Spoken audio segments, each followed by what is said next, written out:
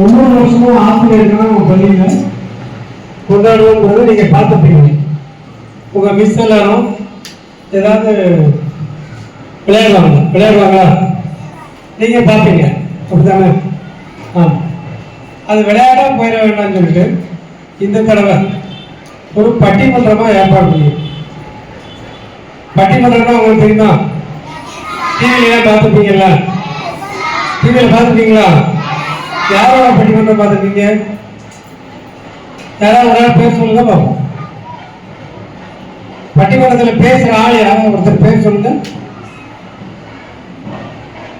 பட்டிமன்றத்தில் பேசுறவங்க பேர் தெரியாதா?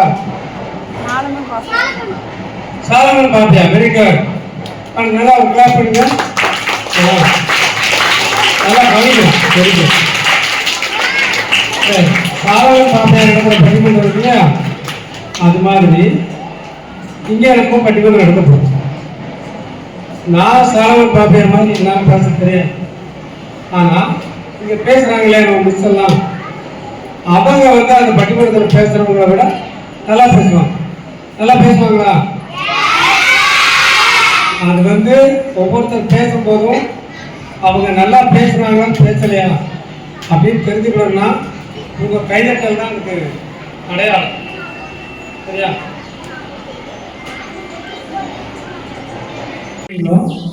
அவ்வளவுக்கு உங்க மிஸ் எல்லாம் நல்லா பேசிப்பாங்க, நாங்கள் புரிஞ்சுக்கணும்.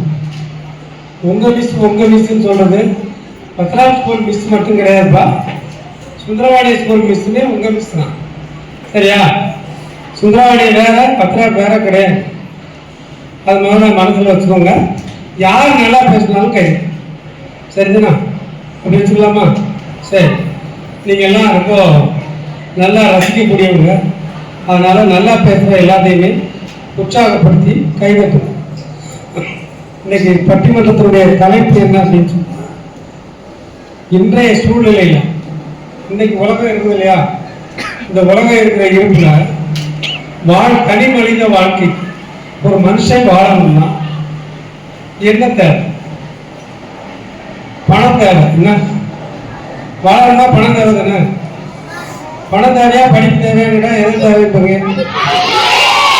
படிப்பு மட்டும் இருந்தா போதுமா?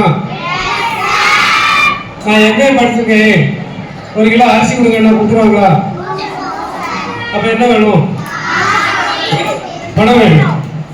அப்ப பணம் வேணுமா? பணம் முக்கியமா படிப்பு முக்கியமா? ரெண்டுமே வேணும். ரெண்டுமே வேணுமா? அப்படிதான் இருக்கு நிலைமை. சரியா? இன்றைய சூழல்ல ஒரு தனி மனிதன் வாழ்க்கையை நடத்துறதுக்கு ரொம்ப அதிகம் தேவைப்படுறது சத்தியமா சாமர்த்தியமா? சத்தியம்னா தெரியுமா? சத்தியம்னா என்ன? உண்மை. சரியா? சத்தியம்னா உண்மையா நடந்துக்கிறது. ஒரு விஷயத்துல வந்து நான் இதை செஞ்சு முடிப்பேன் அப்படின்னு சொன்னா செஞ்சு முடிக்கணும். கொடுத்த வாக்க காப்பாற்றணுங்களா? அது சத்தியம். சரியா? சத்தியம் அப்படின்னு சொன்னா அதுக்கு நம்ம உண்மையா இருக்கிறது சத்தியம். சரிதானா? நீங்க வந்து உங்க ஃப்ரெண்ட்ஸுக்கு அவன் சொல்றான், அவங்க ஸ்கூலுக்கு வந்துட்டு இருக்கும்போதே சொல்றான்னு வச்சுக்குவோம். பஸ்ஸில் வர்றீங்க, வேனில் வர்றீங்க, ஐயோ இன்னைக்கு நான் பென்சில் எடுக்க மறந்துட்டேன். அப்போ இன்னொருத்தவங்க என்ன சொல்றாங்க, அவன் ஃப்ரெண்ட் என்ன சொல்றான், உனக்கு நான் தாரேன் நீ வா அப்படிங்கிறான். ஒரு வார்த்தை வாக்கு கொடுக்குறாங்க. ஸ்கூலுக்கு வந்துட்டு ஏன்னா பென்சில் எக்ஸ்ட்ரா கிடையாது அப்படின்ட்டு என்ன செய்யுது? அப்போ கொடுத்த வார்த்தையை அவர் காப்பாற்ற மாட்டேங்குது. அப்படித்தானே? அப்படி காப்பாற்றாம இருக்கக்கூடாது. கொடுத்த வார்த்தைப்படி ஒரு பென்சிலை கொடுத்துடணும். சரியா? கொடுத்தா தான் அது சத்தியம். புரியுதா? கொடுத்த வாக்கை காப்பாற்றுறது உண்மையா நடந்துக்கணும். அதான் சரி. இந்த சத்தியம்ங்கிறது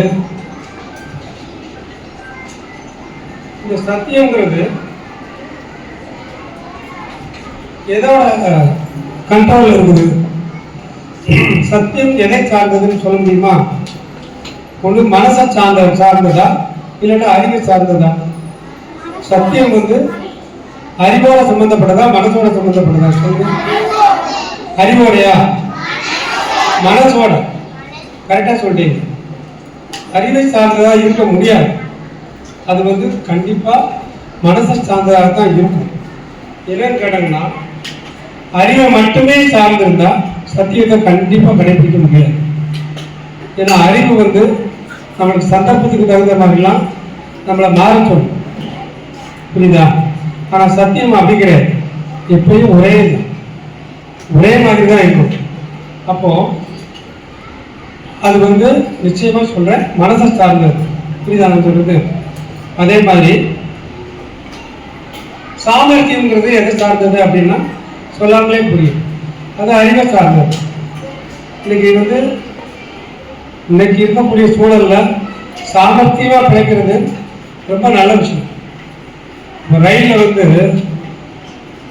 ரயில்ல நான் டிக்கெட்டு எடுத்துட்டு ரிசர்வ் பண்ணாம ஜெனரல் கம்பார்ட்மெண்ட் டிக்கெட் எடுத்து நான் போறேன். சரியா? கொஞ்சம் வருஷத்துக்கு முன்னாடி, இப்போ இல்லை, இப்போ எல்லாம் ஆன்லைன் புக்கிங். என்ன ஜெனரல் கம்பார்ட்மெண்ட் டிக்கெட் எடுத்துட்டு, ஜெனரல் கம்பார்ட்மெண்ட்லாம் அதில் 40 பேர் உட்காரலாம்னா 100 பேர் டிக்கெட் எடுத்துப்பாங்க. 100 பேர் 40 பேர் ஏற இடத்துல 100 பேர் ஏறினா இடத்துல இருக்குங்களா? அப்போ இந்த காலியான சீட் இருக்கும் இல்லையா, அதை கொடுக்குறதுக்கு அங்கே ஒருத்தர் டிடிஆர் இருப்பார். அவரை சுற்றி ஒரு கூட்டம் இருக்கும் எப்பயுமே. சார் எனக்கு போட்டு கொடுங்கன்னு கேட்குறேன். எல்லாரும் அந்த டிக்கெட்டை நீட்டி கேட்பாங்க. நான் மட்டும் என்ன செய்ய தெரியுமா, அந்த டிக்கெட்டோட சேர்ந்து ஒரு 50 ரூபாய் வச்சிருக்கேன். எனக்கு முதல்ல 20 ரூபாய் எடுத்து முதல் காட்டுறேன், டிக்கெட் பின்னாடி தான் இருக்கு. அப்போ அந்த ரூபாயை பார்த்த உடனே அவர் எட்டி வாங்கிக்குவார். நீங்கள் போய் 22ஆம் சீட்டில் போய் உட்காந்துக்கோங்க அப்படின்ட்டு. இப்போ நான் 50 ரூபா செலவழிச்சது பெருசு இல்லை, சாமர்த்தியமாக இடம் வாங்கிட்டேன்ல, அதான பெருசு. அப்போ சாமர்த்தியம் தான் பெருசு அப்படின்னு சொல்லி போய் முடிச்சிடலாமா? அவங்க என்ன போக சொல்லிடுவோம்.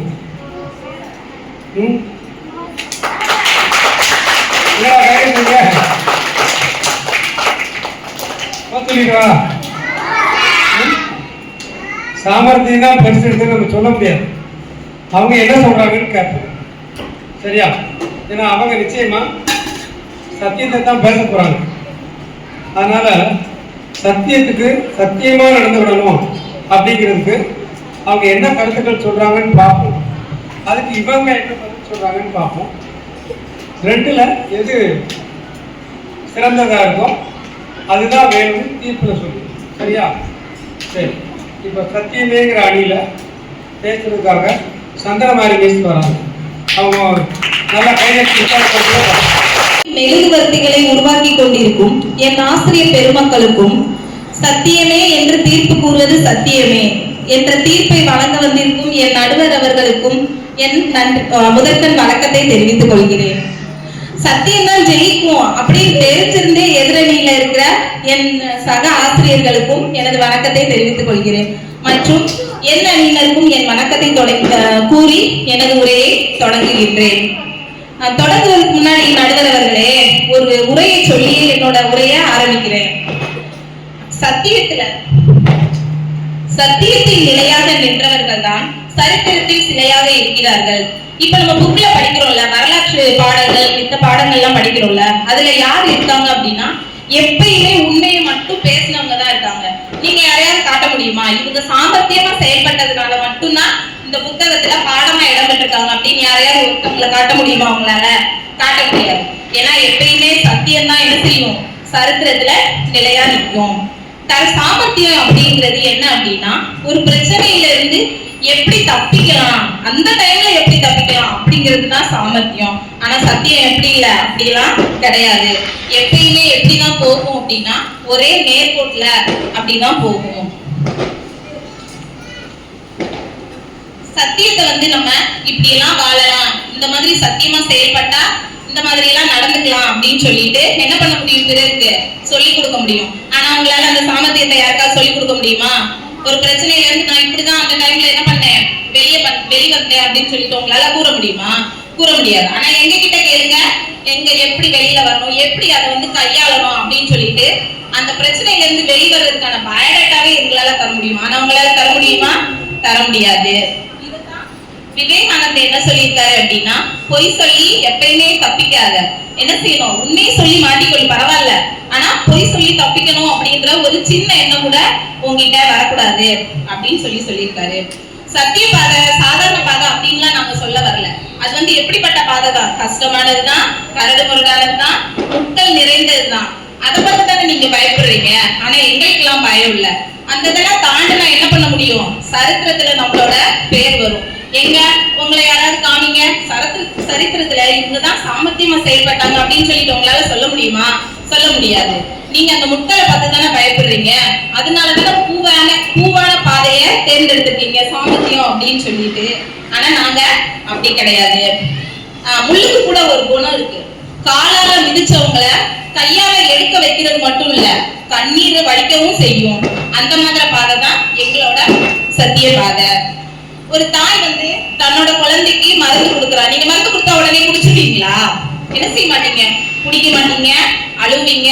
அம்மா என்ன செய்வாங்க, சில சமயம் நம்மளுக்கு அடி கூட அடிப்பாங்க, அப்படிதானே? ஆனா என்ன பண்ணுவாங்க, அடிச்சாலும் அந்த மருந்தை என்ன செய்வாங்க, நம்மளுக்கு தருவாங்க. கண்டிப்பா தந்தே தான் செய்வாங்க. எதுக்கு? நம்மளுக்கு வந்திருக்கிற நோய் குணமாக்கணும் அப்படின்னு சொல்லிட்டு தான். அதே மாதிரி என்னோட வார்த்தையும் உங்களுக்கு எப்படிதான் இருக்கும், கசப்பாதான் இருக்கும். ஆனா உங்களோட சாமர்த்தியம் அப்படிங்கிற நோயில இருந்து நீங்க வெளியே வரணும்னா என்னோட சத்திய பாதைக்கு நீங்க கண்டிப்பா வந்துதான் ஆகணும். உள்ளத்திலே ஒளி உண்டானால் வாழ்க்கையில் ஒளி உண்டாகும், வாய்மையே வெல்லும். பொய் சொன்ன வாய்க்கு போஜனம் கூட கிடைக்காது அப்படிங்கிறது உண்மை, அப்படிதானே? இதெல்லாம் நம்ம நடுவர் அவர்களுக்கும் தெரியும். அப்படி தெரிஞ்சதுனாலதான் தலைப்பை எப்படி வச்சிருக்காங்க, மாறி வரும் உலகில் கடைபிடிக்க வேண்டியது சத்தியமா சாமர்த்தியமா அப்படின்னு சொல்லிட்டு. முதல்ல யார் வரா, சத்தியம் தான் வருது. உங்களுக்கு ஃபர்ஸ்டே தெரிஞ்சிருக்கும். இங்க வந்து யார் ஃபர்ஸ்ட் அரேஞ்ச் ஆனா, யார் வந்தா ஃபர்ஸ்ட், சாமர்த்தியமா வந்துச்சு, சத்தியம் தானே வந்துச்சு. அப்ப யாரு ஜெயிக்கிறா அப்படிங்கிறதுல எந்த ஒரு ஐயமே நமக்கு என்னது கிடையவே கிடையாது. ஒரு படத்துல செந்தில் சொல்லுவாரு, எனக்கு தெரிஞ்சதெல்லாம் நேர்மை, கருமை, எருமை, எனக்கு வேற ஒண்ணெல்லாம் தெரியாதுப்பா அப்படின்னு சொல்லுவாருல்ல. பாத்துக்கீங்களா? பார்த்தது இல்லையா? சரி, இன்னைக்கு போய் பாருங்க. செந்தில் காமெடியில ரொம்ப ஃபேமஸ் ஆனது இதுதான். உனக்கு என்னடா தெரியும் அப்படின்னு சொல்லிட்டு கவுண்டமணி கேட்பாரு. அதுக்கு செந்தில் சொல்லுவாரு, எனக்கு என்ன தெரியும், எனக்கு ஒண்ணுமே தெரியாது, எனக்கு தெரிஞ்சதெல்லாம். ஏன்னா அவர் என்ன செய்வாரு, எரும மாடு மேய்ப்பாரு. எனக்கு தெரிஞ்சதெல்லாம் நேர்மை, எருமை, கருமை அப்படின்னு சொல்லுவாரு. அதே மாதிரி எங்க அணிக்கெல்லாம் தெரிஞ்சது எல்லாம் என்ன அப்படின்னா உண்மை, நேர்மை, சத்தியம். என்னைக்குமே சத்தியம் தான் ஜெயிக்கும் அப்படின்றதுல எந்த ஒரு ஐயமே கிடையாது. சத்தியம் என்ன செய்யலாம், ஒரு சில இடங்கள்ல வந்து தடுமாறலாம், ஆனா என்னைக்குமே என்ன செய்ய முடியாது, தோத்தே போகாது. இது நம்ம நடுவர் அவர்களுக்கும் நல்லாவே தெரியும் அப்படின்னு நினைக்கிறேன். ஏன்னா அவர் சத்தியவெளி நடக்கிறவரு, அதனால என்ன தீர்ப்பு கூறுவாருன்னு சொல்லிட்டு நம்மளுக்கு ஃபர்ஸ்டே தெரியும். அதனால சத்தியம் தான் சிறந்தது என்று கூறி எனது உரையை முடிக்கிறேன். நன்றி, வணக்கம். முயற்சி என்னும் பாதையில், உழைப்பு என்னும் வாகனத்தில் தன்னம்பிக்கை என்னும் பண்பு நீங்காது எதிர்கால இந்தியாவை உருவாக்கும் எனது அருமை ஆசிரியர்களுக்கு எனது இனிய ஆசிரியர் நல்வாழ்த்துக்களை தெரிவித்துக் கொள்கிறேன். நாங்க சொல்ல வேண்டிய பாயிண்ட் எல்லாம் அவங்க சொல்லிட்டு போயிட்டாங்க.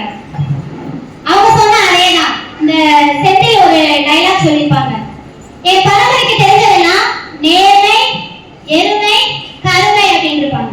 அதேதான் இங்கே அதாவது எனக்கு நினைக்க, இப்ப அவங்க சொன்ன பாயிண்ட் எனக்கு நினைக்கிறப்ப எனக்கு ஞாபகத்துக்கு வந்தது. யாருக்கு பொறுமை தெரியலையம்மா,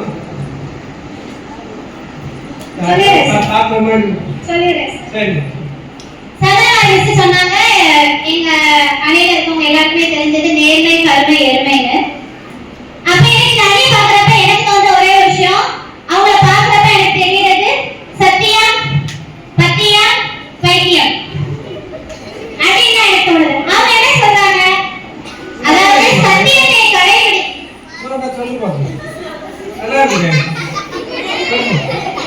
சத்தியம், பத்தியம், வைத்தியம் அப்படின்னு எனக்கு தோணுது.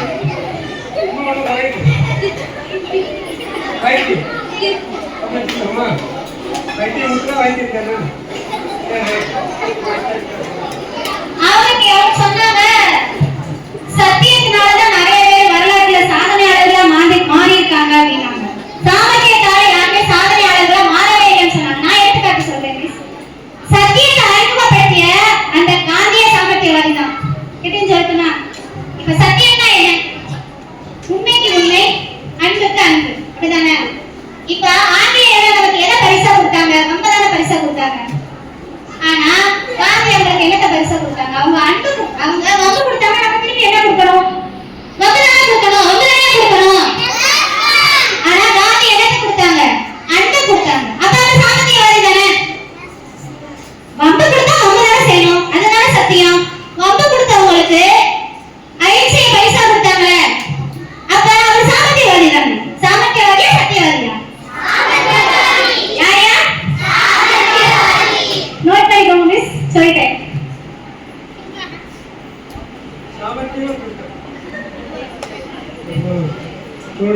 திறமைக்கு வாழ்த்துக்கள்மா. சாமர்த்தியமா எப்படி காந்தியை கோட்டு விடுறாங்க பாத்தீங்களா? சரி சரி. சத்தியத்தை கடைபிடிச்ச காந்திக்கு இந்த நாடு துப்பாக்கி தோட்டாவை தான் பரிசா தந்தது. வாழ்க்கை இந்த மாதிரி பல எடுத்துக்காட்டுகளை வந்து நான் சொல்றேன் சார். ஃபர்ஸ்ட் இப்போ ஒரு கிளாஸ் ரூமே எடுத்துப்போம்.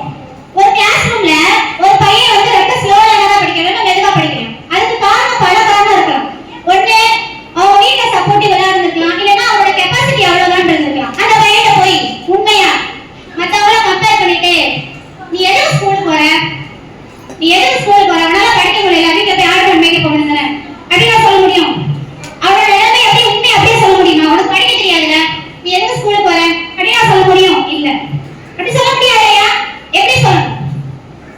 உன்னால முடியும், பரவாயில்லையே, நீ முந்தி படிச்சதை விட இம்ப்ரூவ் பண்ணிய, பரவாயில்ல, நேற்று தெரிஞ்சதை விட இன்னைக்கு நிறைய விஷயம் கத்துட்டு இருக்க, இன்னைக்கு தெரிஞ்சதை விட நீ நாளைக்கு நிறைய விஷயம் கத்துக்க, அப்படித்தானே சொல்ல முடியும்?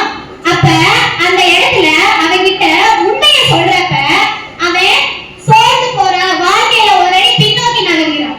அதுவே உன்னால முடியும், உன்னால முடியும், நீ இன்னும் கொஞ்சம் ட்ரை பண்ணு, உண்மையை சொல்லாம அதை மாற்றி சொல்றது பேசுறதுதான் சாமர்த்தியம்.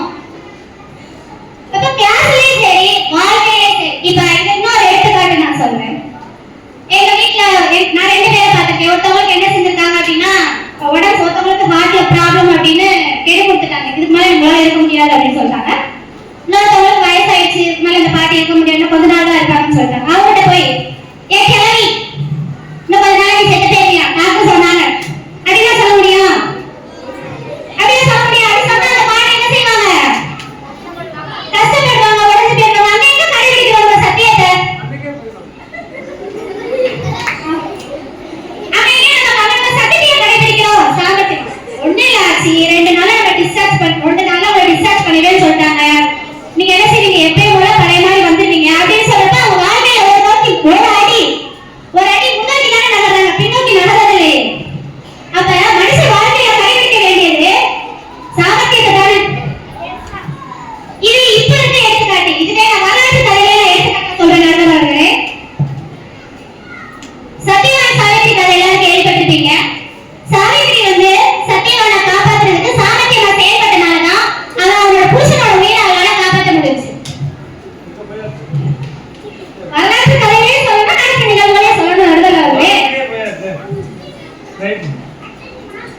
அதே மாதிரிதான் மகாபாரதத்துல சத்தியத்துக்கு பெயர் போனவர் கர்ணன், அவராலதான் பிரச்சனையே உருவாச்சு.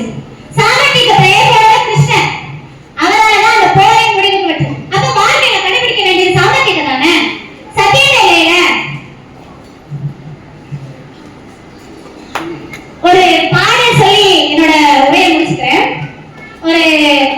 அதாவது ஒரு எல்லாருக்கும் பிடிச்ச பாடல். குழு குழு பொய்கள் சொல்லி என்னை வெல்வாய், அது தெரிந்தும் கூட அன்பே மனமதையே தான் எதிர்பார்க்கும். இது என்ன நடவடிக்கை தெரிகிறது?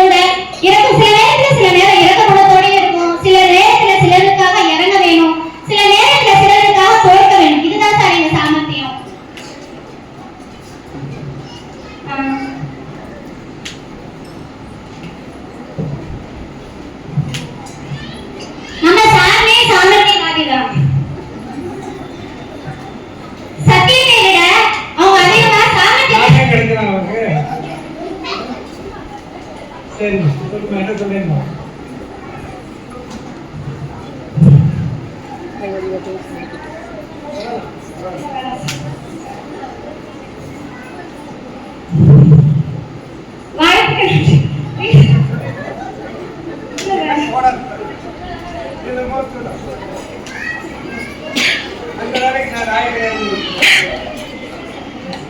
சத்தியத்தை கடைபிடிச்சிருந்தோம் அப்படின்னா அதே இடத்துல தான் இருக்க முடியும். சாணக்கிய கடைபிடிச்சா மட்டும்தான் நம்மளால சந்தோஷமா இருக்க முடியும். வாய்ப்பளித்தமைக்கு நன்றி கூறி விடைபெறுகிறேன். நன்றி. ரொம்ப நல்லா பேசுனாங்க. அவங்க வந்து இன்னைக்குதான் தப்பு தடை இல்லாம அவங்க என்ன பேசணும்னு நினைச்சாங்களோ அதை வந்து ஒரு 10 நிமிஷத்துக்கு மழை திறந்த வெள்ளம் போல பேசுனாங்க. ஆமாம், இவ்வளோ வேகமாக பேசுவாங்க நானும் எதிர்பார்க்கல. ரொம்ப உள்ளத்திலிருந்து பேசணும் தான் இருக்கு. சாமர்த்தியெல்லாம் ஒரு மனுஷனுடைய வாழ்க்கைக்கு பெரிதும் தேவை அப்படிங்கிற புராண காலத்தில் சத்தியவான் காலத்தில் ஆரம்பிச்சு இன்னைக்கு வரைக்கும் அவங்க முடிச்சாங்க. வேலைக்கு ஆகி போகிற வரைக்கும் முடிச்சாங்க. சரியா? ஆனால் அவங்க சொன்னது வந்து சரித்திரத்தில் இடம்பெற்றவங்க தான்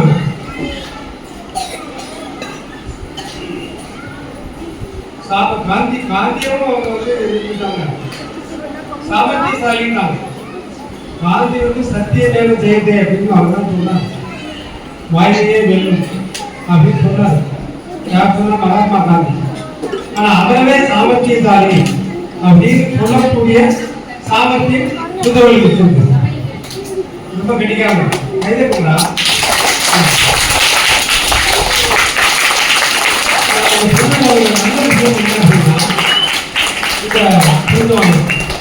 படிக்கக்கூடிய பையன் ஸ்லோ லேர்னர். அந்த ஸ்லோ லேர்னர்ஸை நல்லா படிக்க வைக்கணும்னா அவன் கொஞ்சம் ஊக்கப்படுத்தணும். நீ பரவாயில்லடா, நேரத்தை படிச்சு இன்னைக்கு நல்லா படிச்சிருக்கேன், இன்னைக்கு இவ்வளவு படிச்சிட்டீங்கன்னா நாளைக்கு இன்னும் நல்லா படிச்சிருக்கேன் அப்படின்ட்டு அவன் நல்லா படிக்காட்டாலும் அவனை கட்டி பிடிச்சி நல்லா படிக்க வைக்கணுங்கிறத ரொம்ப அழகாக சொன்னாங்க. அது உண்மைதான். ஏன்னா அந்த ஸ்லோ லேர்னர்ஸ் அவங்க நம்மளால படிக்க முடியாது அப்படிங்கிற ஒரு விரக்தியில் இருப்பாங்க, தாழ்வு மனப்பான்மையில் இருப்பாங்க. அவங்களை ஊக்கப்படுத்தணும் அப்படின்னு சொன்னால் கொஞ்சம்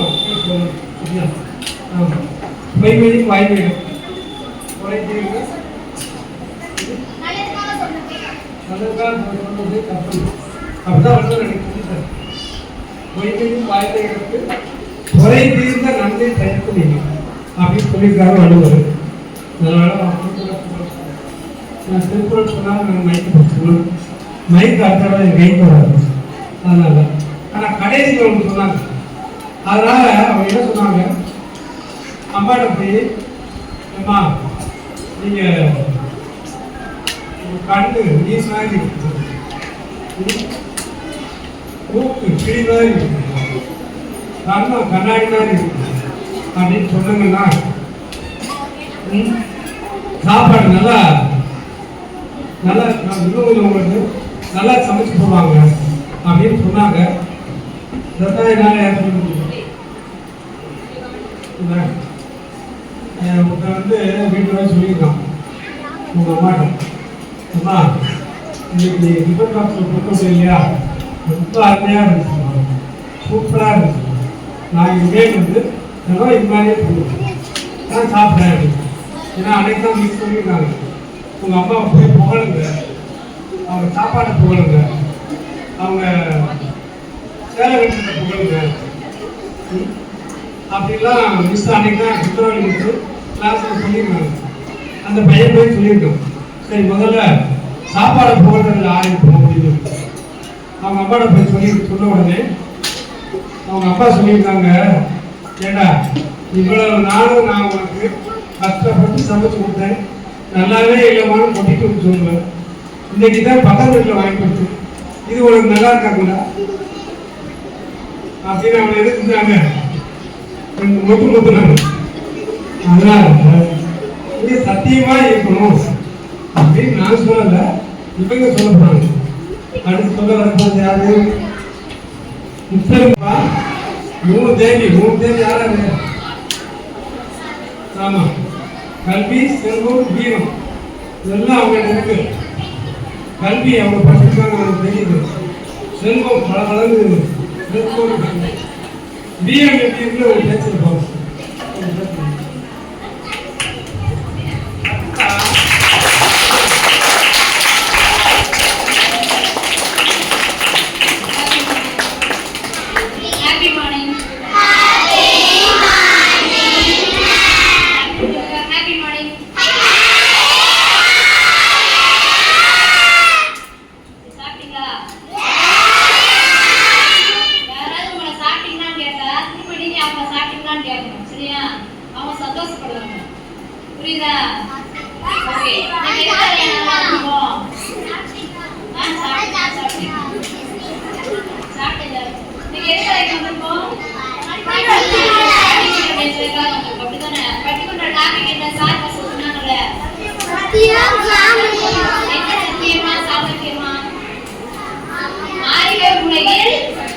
கடைபிடிக்க வேண்டியது சத்தியமா சாமர்த்தியம்.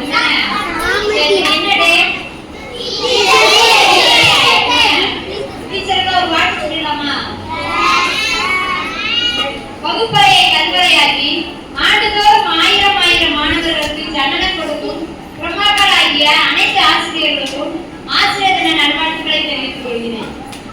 சரி, எல்லாம் கையப்படம் பார்த்துருக்கீங்களா? பார்த்துலையா? சரி, பாருங்க. சரியா? கையப்படத்துல வந்து ஹீரோயின் வந்து ஹீரோவை தேடி போவாங்க. அப்ப ஒருத்தர் சொல்லுவாரு, அவன் கிடைக்கவே மாட்டான்னு சொல்லுவாரு.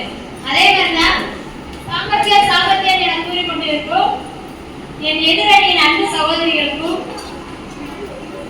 சரித்திரமே சத்தியம் என்று கூற வந்திருக்கும் எனது அணியினருக்கும் சத்தியமே ஜெயம் என்று இறுதியாக தீர்ப்பு வழங்க வந்திருக்கும் நடுவரை அவர்களுக்கும் எனது வணக்கத்தை கூறி எனது உரையை தொடங்குகிறேன்.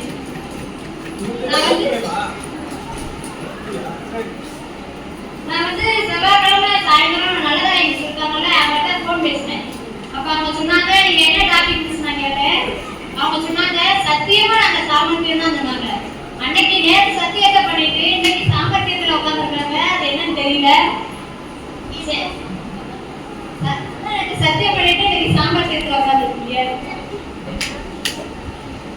அடுத்து வந்து வாழ்க்கையை வந்து எப்படினாலும் வாழ்ந்துட்டு போலாம் அப்படின்றது சாமர்த்தியவாதிகள்.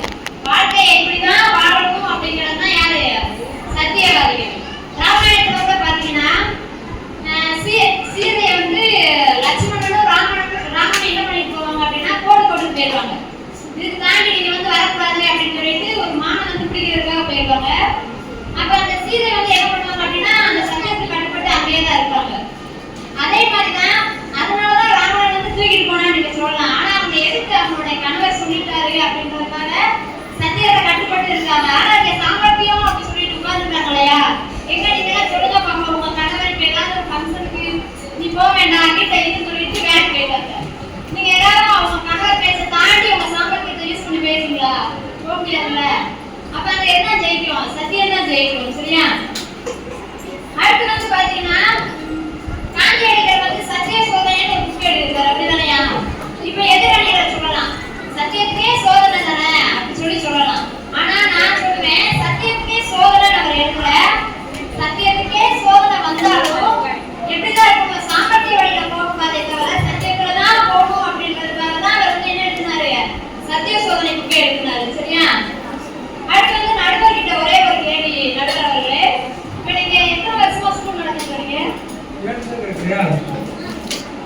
சத்தியமா சொல்லணும், சாமர்த்தியமா சொல்லணும். சத்தியமா சொல்லணும். சத்தியமான 42 வருஷம். 42 வருஷமா சார் வந்து ஸ்கூல் நடத்திட்டு வராங்க. அப்படிதானையா? இப்ப இந்த 42 வருஷமா ஸ்கூல் நடத்திட்டு வரது வந்து சரித்திரத்துல இடம் பிடிக்குமா இல்ல சாமர்த்தியத்துல இடம் பிடிக்குமா? நடுவர்களே, 42 வருஷமா நடத்துறதுக்கு சாமர்த்தியம் வேணும். சாமர்த்தியம் இருந்தாலும் யாருமே பக்கத்துல வந்து கூடாதுன்னு என்ன சொல்லுவாங்க? இவர் சாமர்த்தியமா ஸ்கூல் நடத்தினா சொல்ல மாட்டாங்க. சரித்திரத்துல தான் இடம். ஆமா, 42 வருஷமா விவேகா பள்ளியும் கிரீன்பீஸ் பள்ளியும் எங்களுக்கு வந்து சரித்திரத்துல தான் இடம் பிடிக்குமே தவிர அது சாமர்த்தியம் நான் சொல்ல மாட்டேன்.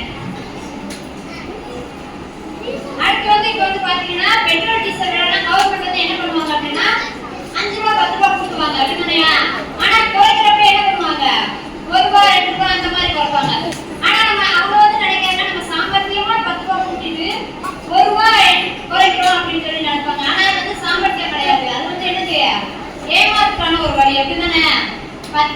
அப்படின்னு ஒரு ரூபாய் என்ன பண்றாங்க, குறைக்கிறாங்க. மக்கள் எல்லாம் என்ன பண்றாங்க, ஏமாத்துறாங்க. இவங்களுடைய எண்ணமே என்னன்னா குறுக்கு வழியில சம்பாதிக்கிறது தான் இவங்களுடைய வேலை.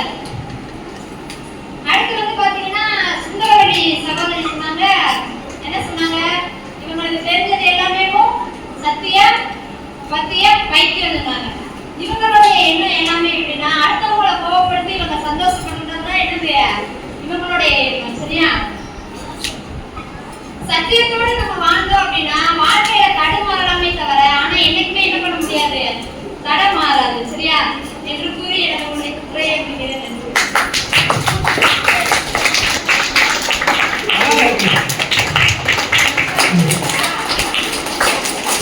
சத்தியமா நல்லா போட்டிருக்காங்க அப்படின்னு சொல்லலாமா? சொல்லலாங்க.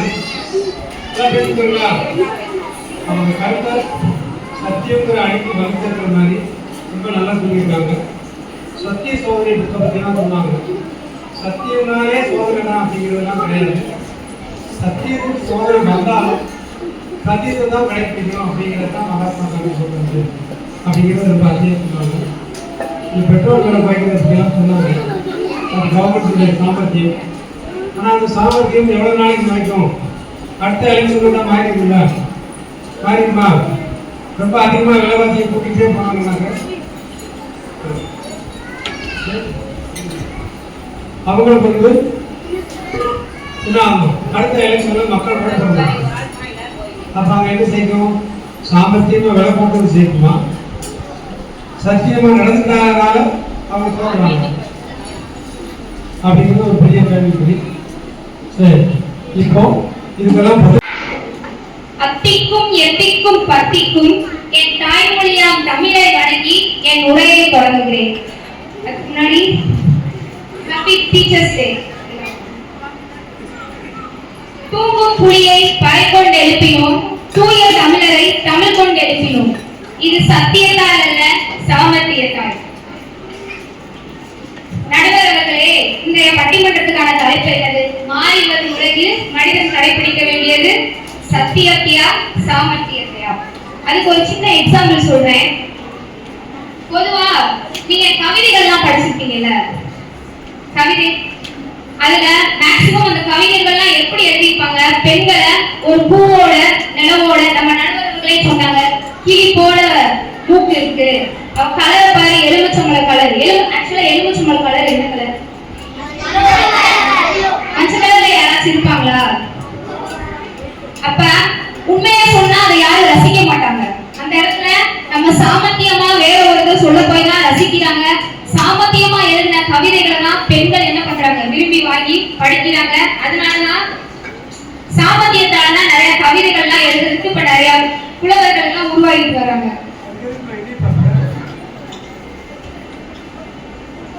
சத்தியத்தின் வழியில நடக்கிறவங்கள இந்த காலத்துல பார்க்கவே முடியல. அப்படிதான் நான் சொல்லுவேன். சத்தியம் தான் நான் படித்த புத்தகமானு பாட்டு வேணா பாடலாமே தவிர அந்த சத்தியத்தின் வழி நடக்கிறவங்க யாராவது நீங்க பாத்துருக்கீங்களா? நம்ம ஸ்கூல்ல எடுத்துக்கோங்களேன், நம்ம டெய்லி ஹோம்வொர்க் கொடுத்துறாங்க. எல்லாருமே ரெகுலரா டெய்லி ஹோம்வொர்க் பண்ணிட்டு வந்துருவோமா? ஒன்னு ரெண்டு பேர் மிஸ் ஆகதான் செய்வீங்க. அவன் நைட் எங்கேயாவது ஒண்ணு விளையாண்டுட்டு இருந்திருப்பான், எங்கேயாவது பார்ட்டி போயிட்டு வந்து செலிப்ரேட் பண்ணிட்டு வந்திருப்பான். ஆனா இங்க வந்து மேம் நேற்று நான் விளையாண்டேன் அதனாலதான் ஹோம்வொர்க் பண்ணல அப்படின்னு வந்து உண்மையா சொல்லுவானா? மேம் மேம் எனக்கு நேற்று நைட் எல்லாம் ஒரே தலைவலி மேம், அதனாலதான் நான் எழுதல அப்படின்னு சொல்லி சாமர்த்தியமா என்ன பண்ணிடலாம்? போய் சொல்லி தப்பிச்சு போயிடலாம்.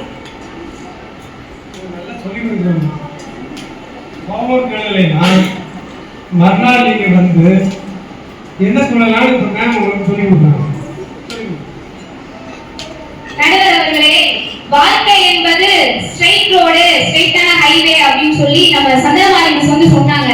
ஆனா சாமர்த்தியம்ங்கிற வாழ்க்கையில வந்து வளைவு நெளிவு முட்டு சந்து அப்படி எல்லாம் இருக்கதான் செய்யும். இல்ல நான் வந்து சத்தியத்தை கடைபிடிச்சு ஸ்ட்ரைட் ரோட்ல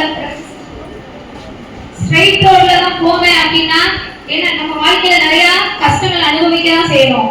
இதே இது அவங்க சொன்ன மாதிரி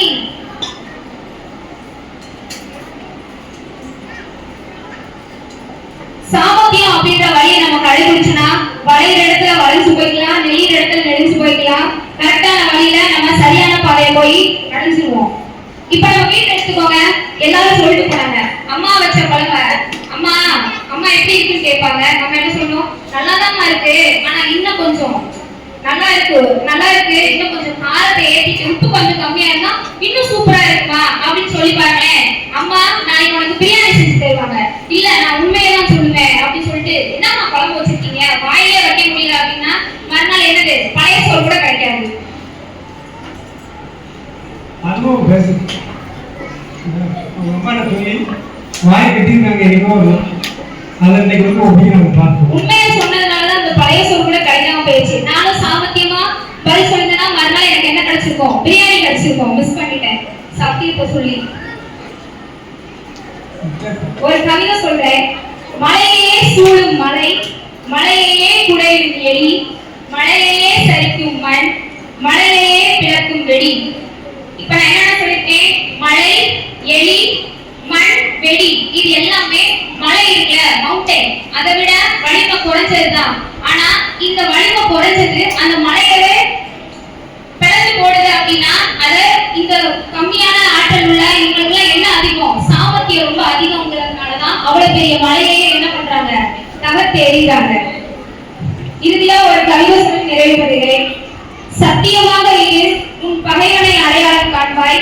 சாமர்த்தியமாக இரு, உன் முதுகில் குத்தும் துரோகியை அடையாளம் காண்பாய். சாமர்த்தியமாக இரு, நன்றி கெட்ட மனிதனை அடையாளம் காண்பாய். சாமர்த்தியமாக இரு, ஒரு நாள் நீயும் சாணக்கியனாவாய் என்று கூறி விடைபெறுகிறேன். நன்றி. அன்னைக்கு பிறகு மாணவர்களை தன் பிள்ளை என்று கூறும் ஒரே ஜீவன் ஆசிரியர் தான். அப்படிப்பட்ட எம் ஆசிரியருக்கு ஆசிரியர் தின நல்வாழ்த்துக்கள்.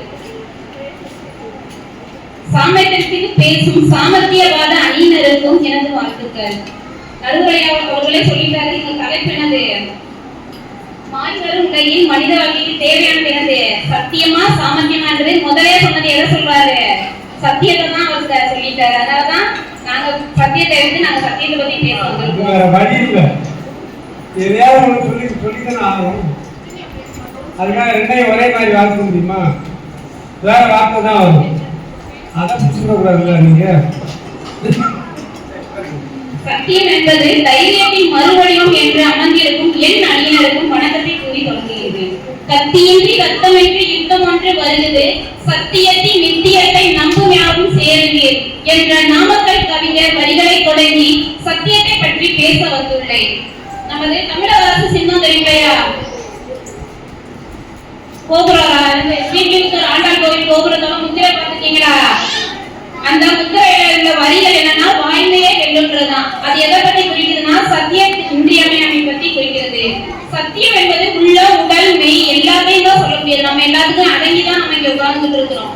மிஸ் சொல்லிட்டாங்களே அப்படின்னு சொல்லிட்டு தான் நீங்க வந்து இங்க உட்கார்ந்துட்டு இருக்கீங்க. அப்படிதானே? பிரேக் டைம் ஆச்சு, ஸ்நாக்ஸ் சாப்பிடணும். ஆனாலும் என்னது, மிஸ் சொன்ன ஒரே வார்த்தைக்காக தான் நீங்க எல்லாரும் சத்தியத்தை கடைபிடிச்சுதான் இந்த இடத்துல உட்கார்ந்து எங்களோட பேசலாம் கேட்டுட்டு இருக்கீங்க. அப்புறம் ஒரு ஆசிரியர் வந்து பையன் வந்து லேட்டா வந்தான், ஏன் லேட்டா வந்த தம்பி அப்படின்னு சொல்லி கூப்பிட்டு கேட்கிறாரு. அப்ப வந்து அந்த பையன் சொல்றான், நான் வந்து கனவுல வந்து அமெரிக்கா போயிட்டேன், அங்க போனனால திரும்ப எனக்கு வர்றதுக்கு லேட் ஆயிடுச்சு, அதனாலதான் நான் ஸ்கூலுக்கு லேட்டா வந்தேன்னு ஒரு பையன் சொன்னான். பின்னாடி இன்னொரு பையன் லேட்டா வர்றான், ஏன் லேட்டா வரேன்னு கேட்கும் போது முன்னாடி அவன் என்ன பதில் சொன்னான் அப்படின்னு சொல்லி கேட்கிறாரு. இந்த மாதிரி அவன் கனவுல அமெரிக்கா போனாதான் அதனால லேட்டா வந்தான்னு சொல்லி சொல்றாரு. ஆனா அதுக்கு அந்த பையன் சொல்றாங்க, நான் உன்னை டிராப் பண்ண போனேன், அதனால எனக்கும் லேட் ஆயிடுச்சு, அதனால நான் ஸ்கூலுக்கு லேட்டா வந்தேன்னு பொய் சொல்றேன். இதுக்கு விவேகானந்தர் ஐயா அழகான ஒரு வரியில் சொல்லியிருக்காரு, பொய் சொல்லி சாமர்த்தியமாக தப்பிக்காதே, சத்தியம் சொல்லி மாட்டிக்கொள். எப்படி இருந்தாலும் மிஸ் கண்டுபிடிச்சிருவாங்களே, நீ பொய் தான் சொல்லியிருக்கன்றத கண்டுபிடிச்சிருவாங்க. மிஸ் சொன்னாங்க, சுந்தரவல்லி மிஸ் சொன்னாங்க, காந்தியடிகளும் அவங்க சாமர்த்தியவாதின்னு சொல்லிட்டாங்க. ஆனா அவங்க வந்து சாமர்த்தியவாதி கிடையாது, ஒரு சத்தியவாதி. சத்தியவாதியா இருக்க போய் தான் அவர் என்ன செஞ்சாரு, நம்ம நாட்டுக்கு சுதந்திரம் வாங்கி கொடுத்தாரு. அகிம்சை வெளியில போகாமது அமைதி வெளியில காத்து என்னது சத்தியத்தை நிறைய நிறுத்திதான் அவர் என்ன செஞ்சாரு, சுதந்திரத்தை நம்ம நாட்டுக்கு வாங்கி கொடுத்தாரு.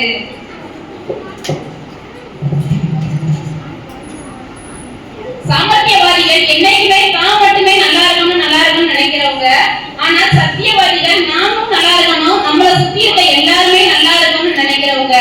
அதுக்குதான் அந்த காலத்திலே பாட்டு ஒண்ணு எழுதியிருக்காங்க, பாடுபட்டவன் பாட்டாளி அவன் பாடிக்கு வர வேண்டும், பஞ்சம் என்பதே இல்லா வாழ் கனவை பாரத பெற வேண்டும் அப்படின்னு அந்த காலத்திலே பாட்டு எழுதியிருக்காங்க. ஏன்னா நம்ம பாடுபட்டாதான் நம்ம முன்னேற முடியும். குறுக்கோயில போனா என்னைக்குமே நம்மளால சம்பாதிக்க முடியாது.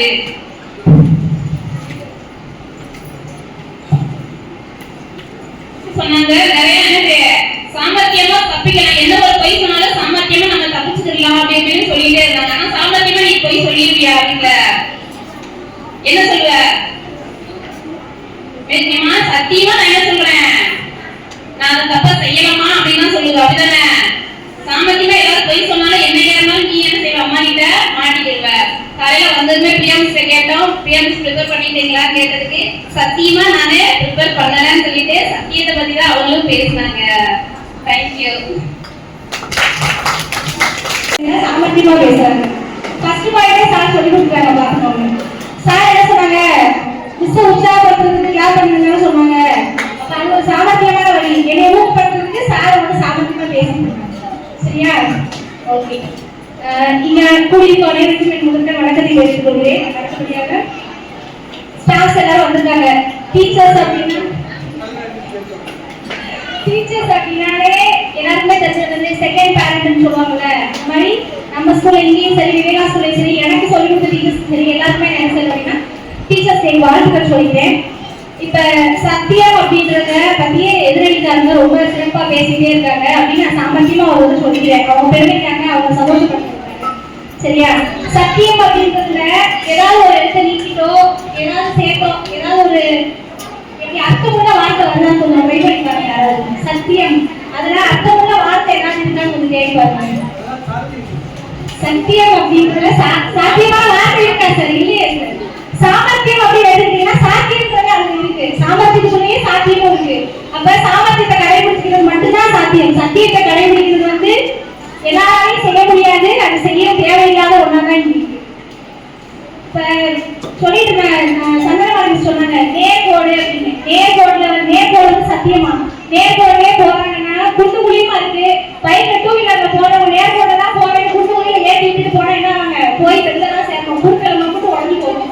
அப்ப என்ன செய்யணும்? அப்ப ஸ்ட்ரெயிட் ரோடே போனாலும் குண்டு குழி இருக்கிறத பார்த்து வெளியில போவாங்க பைக்ல போறப்ப. அப்ப நேர்கோட போக வேண்டாம் நாங்க சொல்லல. ஆனா சாமர்த்தியமா கொஞ்சம் வளைஞ்சு கொடுத்து போனா நல்லா இருக்கும்னு நாங்க சொல்லலாம். அதுக்கு பேர் தான் சாமர்த்தியம். சத்தியன்றது நேர்கோடா அதை வளைவு பார்த்து போறதா சாமர்த்தியம் அப்படின்னு சொல்லி நாங்க சொல்றோம். அப்புறம் நம்ம தமிழ்நாட்டில் ஒண்ணு சொல்லுது, புதுக்கோட்டை மாவட்டத்துல ஆவணக்கோட்டை அப்படின்ற ஒரு ஊர்ல ஜெயலட்சுமி அப்படின்னு ஒரு பொண்ணு இருந்தாங்க. அவங்க ரொம்ப திறமைசாலி. அவங்க என்ன பண்ணணும்னு நினைச்சாங்கன்னா நாசால எப்படியாவது ஜாயின் பண்ணணும்னு சொல்லி ரொம்ப தீவிரமா இருந்து அவங்களோட ஏழையான குடும்பத்தை சேர்ந்ததுனால அவங்களால எதுவுமே பண்ண முடியல. நிறைய பேர்ட்ட சொல்லி தொண்டு நிறுவனம் எல்லாமே என்ன பண்ணாங்க, அவங்களுக்கு ஹெல்ப் பண்ணி கொடுத்துருந்தாங்க. அவங்களுக்கு போதுமான அளவு அவங்க எல்லாருமே தொண்டு நிறுவனம் மூலமே கிடைச்சிருச்சு அமௌண்ட். அவங்க என்ன பண்ணாங்க, சத்தியமா இருக்கு அப்படின்னு சொல்லிட்டு அதை மட்டும் விட்டுட்டு அவங்க போல எனக்கான அமௌண்ட் சேர்ந்துச்சு. ஆனாலும் இன்னொரு தொண்டு நிறுவனம் அவங்க ரெடியா இருந்தது ஸ்பான்சர் பண்ணதுக்கு. அவங்க என்ன சொன்னாங்கன்னா, என்னோட ஊர்ல இருக்க 120 ஃபேமிலிக்கு என்ன கிடையாது, இங்க பாத்ரூம் ஃபெசிலிட்டியே கிடையாது. எனக்கு போதுமான அளவு அமௌண்ட் கிடைச்சிருச்சு. ஆனா நீங்க அந்த எனக்கு கொடுக்குறேன்னு சொன்ன அமௌண்ட் வச்சு என் கிராமத்துக்கு கழிப்பறை வசதி செஞ்சு கொடுத்தீங்கன்னா நல்லா இருக்கும் அப்படின்னு சொல்லி அவங்கள்ட்ட கேட்டு அந்த கிராமத்துக்கு என்ன பண்ணிருக்காங்க, 120 குடும்பத்துக்கான கழிப்பறை வசதி அவங்க செஞ்சு கொடுத்துருக்காங்க. சத்தியமா இருந்தாலும் நடந்துக்குமா?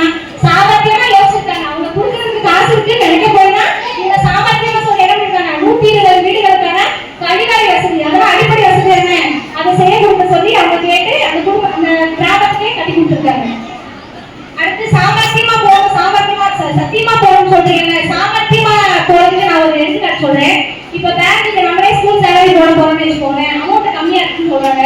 இல்ல அவங்க கொடுத்த அமௌண்ட்ல நம்ம வாங்கி சொல்லி எடுத்து இந்த டைம்ல கொடுக்கணும்னு ஏதோ சொல்றாங்கன்னா 12 மணி ஆச்சு, 12:30 நம்ம போயிருக்கோம், 1 மணிக்கு க்ளோஸ் பண்ணிடுவாங்க.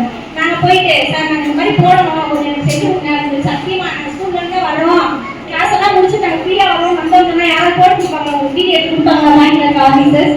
என்ன பண்ணுவாங்க, சார் கொஞ்சம் லேட் ஆயிடுச்சு சார், ரொம்ப லேட் தான், இல்லை கொஞ்சம் போட்டு கொடுத்தீங்கன்னா நம்ம இதுக்கு பின்னாடி 10-12 டீச்சர்ஸ் இருக்காங்க, அவங்க சேலரி ஆயிடுச்சுன்னு சொல்லி கொஞ்சம் சாமர்த்தியமா அவங்க பேசுவாங்க. அதை விட்டுட்டு சார் நானு கன்சிடர் தானே, நீ 1 மணிக்கு தான் க்ளோஸ் பண்ணி எதுக்கு 12:10 க்ளோஸ் பண்ணுறீங்க, சத்தியமா கேட்க அந்த என்ன பண்ணுவாங்க, நீ போய் நாளைக்கு வாப்பா என்ன நீ கேட்க அப்படியே பார்த்துக்கோ அப்படின்னு சொல்லி கட்டி விட்டுருவாங்க. அப்ப நம்ம எந்த இடத்துல சாமர்த்தியமா இருக்கணும் அப்படின்றது நீங்க தான் புரிஞ்சுக்கணும். எதிரில் இருக்கவங்க அவங்க தான் போய் அழுதுட்டு இருக்கவங்க, அவங்ககிட்ட கேட்டீங்களே சாமர்த்தியம் என்ன பேசணும்னு சொல்லிடுவாங்க உங்களுக்கு.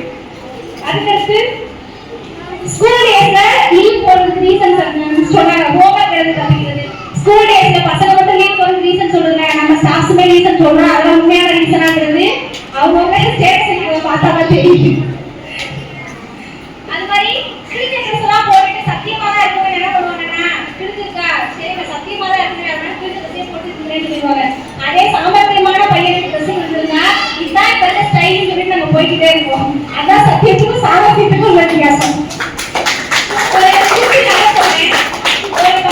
ஒரு உங்களுக்கு வாழ்த்தாணி பசங்க கூட எடுத்துக்கோங்க. பழம் வைக்கிறவங்க கொய்யா பழமோ ஏதோ ஒரு கூடையில வச்சிருக்காங்க. சின்ன சின்ன கூடையில வச்சிருப்பாங்க. பார்த்துருக்கீங்கல்ல ஊர்ல குளிக்கிற மாதிரி.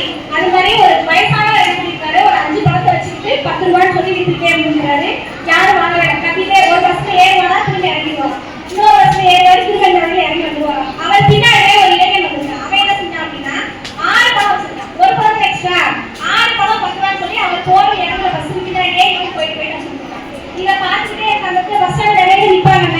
அதை ஒரு ஆள் பார்த்துட்டே இருக்காரு. அவர் வந்து ஒரு பெரிய பிசினஸ் மேன். அவரு அந்த வயசானவருக்கு யோசனை சொல்லணும்னு நினைச்சு என்ன பண்றாரா, ஐயா நீங்க ஒரு நிமிஷம் வாங்க, நீங்க 5 பழம் 10 ரூபான்னு சொல்றீங்க, போயிட்டு திரும்ப வந்துருங்க. அதே இதே 6 பழம் 10 ரூபா பின்னாடியே வந்து அவன் கத்த மாட்டேன் ஒண்ணு செய்ய மாட்டேன் விட்டுட்டு போயிருக்கான் அப்படின்னு சொல்லி சொல்றாரு. அப்ப அந்த வயசானவர் சொன்னா, ஐயா நீங்க சொல்றதா சரிதான், நான் எதுக்கு இந்த மாதிரி அலைய தெரியுமா, அது என்னோட பையன் 5 பழம் விட்டுட்டு நான் போய் சொல்லிட்டு போனா 6 பழம் வரைக்கும் அவங்க விட்டு தீரும். அதனால நான் ஒரு வழி யோசிச்சுதான் நாங்க பண்ணிட்டு இருக்கோம். வெளியில இருந்து பாக்குறவங்க உங்களுக்கே புரியல பிசினஸ் பண்ண இருந்தாலும் அப்படின்னு சொல்லி சொன்னாங்க. அப்ப அந்த சத்தியமா இல்ல சார் 5 ரூபா விற்பேன் அந்த சொல்லி விற்கிறேன். சாமர்த்தியமா யோசிக்க போயினா அதை வச்சிருக்கல அவன் பையனாவது விற்கட்டும் அப்படின்னு சொல்லி அவர் விட்டு கொடுத்தா சாமர்த்தியமா போறாரு. அடுத்து இன்னொரு விஷயம் சொன்னாங்க. அதாவது உடம்புடியாம இருக்கிறவங்களுக்கு இந்த மாதிரி டாக்டர் டேட் கொடுத்தோன்னே அவ்வளவுதான் முடிஞ்சு சொல்லி நம்மளும் போய் சொன்னா நினைச்சுவாங்க. ஒரு வாரம் டாக்டர் டேட் கொடுத்திருந்தாலும் நம்ம சொல்றது சொன்னோடனே 1 மணி நேரத்துல உயிர் போயிடும். அப்ப அந்த இடத்துல சாமர்த்தியமா இருக்கிறது தான் புத்திசாலித்தனம் அப்படின்னு சொல்லி எங்க அண்ணன் வந்து சிறப்பா பேசியிருந்தாங்க. அதுக்கப்புறம் ஒரு சின்ன எடுத்துக்காட்டு சொல்றேன். நம்ம வீட்டுல ரெகுலரா நடக்கிறதா தான் இருக்கும். சின்ன பசங்க இருக்கிற இடத்துக்குலாம் போனீங்கன்னா குட்டி குட்டிக்கு நம்ம பிரைமரி ஸ்கூல்ல நம்ம பசங்களுக்கே நிறைய அனுபவம் இருப்பாங்க. அதை பத்தி ஒரு வீட்டுக்குள்ள போனோம் அப்படின்னா அவங்க அப்பா பைக் சவுண்ட் கேட்டாலோ என்ன செஞ்சாலும் என்ன பண்ணுவாங்க. எங்க வீட்லயே நடந்துருக்கு. பைக் சவுண்ட் ரோட்ல கேட்டாங்க, ஆன் சவுண்ட் கேட்டவங்க என்ன பண்ணுவாங்க, பசங்க எழுதிக்கிட்டு தான் என்ன பண்ணணும் தூக்கி எல்லாத்தையும் ஓரம் வச்சுட்டு சேர் பிடிக்கோ எதுவுமே ஒழிஞ்சுக்குவாங்க. எங்க அப்பா வந்து சத்தியமா தான் நான் இருப்பேன், நீ சேர்ந்தா இருக்கேன், நீ அங்கதான் வந்து வெளியில வர சொன்னா அந்த பொண்ணு என்ன பண்ணுவாங்க இல்ல அப்பா வேற பார்க்கவும் ஆசை கூட இல்லாம மரம் என்ன பண்ணுவோம் எதுவுமே கண்டுக்கலாம் போயிடும். ஆனா அவங்க எங்க இருக்காங்கன்னு தெரிஞ்சாலும் நம்ம நினைச்ச கூடாது. பேரண்ட்ஸ் யாராவது சொல்லுவாங்க நீங்க ஒழிச்சிட்டு இருக்கப்போ உங்க அம்மா அப்பா யாராச்சும் கண்டுபிடிச்சிருக்காங்களா, அவங்க தெரிஞ்சே இருந்தா நினைச்சுவாங்க வீடெல்லாம் போய் சுத்துற மாதிரி வெளியில போய் தேடி சவுண்டா அவங்க கேட்கற மாதிரி எல்லாம் பேசிட்டு அவங்க என்ன பண்ணுவாங்க இங்கதான் இருக்கியா அப்படின்னு சொல்லி கண்டுபிடிப்பாங்கல்ல. அதுக்கு பேர் தான் சாமர்த்தியம். அது வந்து பொய்யான வழி கிடையாது, சத்தியத்துக்கு புறமானது கிடையாது, ஆனா சாமர்த்தியமானது அப்படின்னு நாங்க சொல்றோம். அடுத்து சத்தியம் அப்படின்னா சோதனை வரும்னு சொன்னாங்க. சத்திய சோதனை அவரு காந்தியடிகளே அனுபவிச்சு அந்த சோதனை அப்படின்றத சத்திய சொல்லி புக்கே எழுதிட்டு போயிட்டாரு. அதுக்கப்புறமா அவர் வந்து மனுஷன் ஆனவங்க சாமி நேரம் பார்க்கணும்னா ஒரு ஞான படத்துக்காக சண்டை வந்துச்சு. அவர் என்ன பண்றாரு, உலகத்தை முழுக்க சுத்தி வர்றாரு. ஆனா விநாயகர் என்ன செஞ்சாரு, அம்மா அப்பாவை சுத்தி வந்து சாமர்த்தியமா செயல்பட்ட ஞான படத்தை வாங்கிட்டு வந்துட்டாரு. அப்ப கடவுளே சாமர்த்தியமா தான் செயல்படணும் நம்மளுக்கு சொல்லி கொடுத்துட்டு போயிருக்காங்க. சரியா, ஒரு சின்ன கதையோட நிறைவு சொல்லிக்கிறேன் நண்பர்களே. ஒரு வீடு இருக்கு, பெரிய வீடு. அப்பதான் புதுசா கட்டிருக்காங்க. நிறைய கிளாஸ் டோர்ஸ் எல்லாம் வச்சு போட்டிருக்காங்க. முன்னாடி வந்து விளையாடுற மாதிரி இடம் நிறைய இருக்கு. அதுல பசங்க வந்து விளையாடுறாங்க. கிரிக்கெட் அஞ்சு என்ன பண்றாங்க, டெய்லி அந்த பண்படுத்தி அந்த கண்ணனுக்கு டோரா ஒழிச்சுட்டே தான் இருக்காங்க. பாவம் அந்த வயசானவரை கூப்பிட்டு என்ன சொன்னு தெரியாம பாலை எடுத்து அவங்க கொடுத்துட்டாரு. 2 தடவை 3 தடவை பார்த்துட்டாரு. திரும்ப இன்னொரு என்ன பண்ணாருன்னா அந்த பாலை எடுத்து அவங்க கொடுக்குறப்ப நீங்க நாளைக்கு இங்கே அந்த விளையாண்டிங்கன்னா ஒரு வாரத்துக்கு 100 ரூபாய் தரேன் அப்படின்னு சொல்லி அந்த பசங்க சொல்றாரு. 100 ரூபாய் தரீங்க, எதுக்கு நாங்களே கண்ணாடி உடச்சிட்டு இருக்கோம், நீங்க 100 ரூபாய் தரேன்னு சொல்றீங்க அப்படின்னாரு. இல்லடா நீங்க வந்து விளையாடுற பரவாயில்ல இடம் இல்லை, நான் 100 ரூபாய் எல்லாருமே தரேன் அப்படின்னு சொல்லிட்டாரு. ஒரு வாரம் முடிஞ்சிச்சு 100 ரூபாய் கொடுத்தாரு. திரும்ப இன்னொரு வாரம் வராங்க. இன்னொரு வாரம் வரப்ப அவரை 50 ரூபாய் கொடுத்தாரு. என்ன 100 ரூபாய் தரேன்னு 50 ரூபாய் தரீங்க அப்படின்னு சொல்லி அந்த பசங்க கேட்டாங்க. அப்புறம் திரும்ப சொன்னாரா இதெல்லாம் எடுத்து வச்சுப்படாங்க அப்படின்னு சொல்லிட்டு போக சொல்லிட்டாங்க. திரும்ப ஒரு 2 வாரம் 50 ரூபாய் கொடுத்துருக்காரு. அடுத்த வாரம் வேற 25 ரூபாய் கொடுத்தாங்க. என்னதான் நான் 100 ரூபாய் சொன்னீங்க 50 ரூபாய் கொடுத்துருக்கீங்க 25 ரூபாய் கொடுத்தீங்க அப்படின்னு அவளை தானே எடுத்து போயிட்டு வாங்க அப்படின்னு சொல்லி அவங்க போக சொல்லிட்டாங்க. திரும்ப லாஸ்ட் வீக் வரப்ப வேற 5 ரூபாய் கொடுத்தாங்க. என்னதான் 100 ரூபாய் கொடுத்தீங்க, திரும்ப 50, இப்ப 25, இப்ப 5 ரூபாய் கொடுத்தீங்க, நாங்க இனிமேல் வரவே வரமாட்டோம் அப்படின்னு சொல்லிட்டு அவங்க அதுக்கப்புறம் வரவே எடுத்துட்டாங்க. இப்ப அந்த தாத்தா என்ன செஞ்சிருக்காரு, கண்ணாடியை உடச்சேன்னு சொல்லி அவங்க சண்டை போட்டு என்ன செஞ்சிருப்பாங்க, அவங்க பேரண்ட்ஸ் தான் சண்டை போட்டு ஒரு ரகமே நடந்துக்கும்ல. ஆனா அவர் என்ன செஞ்சாரு, அவரோட காசையும் கொடுத்து அவங்களும் என்ன பண்ணாரு, போங்கன்னு சொல்லாமலே அவரை போக வச்சிட்டாரு. இதுதான் அவரோட சாமர்த்தியம். அடுத்து எனக்கு ஆப்போசிட்டா பேச இருக்கவங்களுக்கு எல்லாம் வலியுறுத்திட்டு என்னோட உரையை இதோட முடிச்சுட்டே நன்றி வணக்கம். நடுவர்களே, நீங்க சாமர்த்தியமா பதில்களை வெயிட் பண்ணிருக்கீங்க. சாமர்த்தியமாவே சத்தியமா சாமர்த்தியமா நீங்க சொல்லுங்க.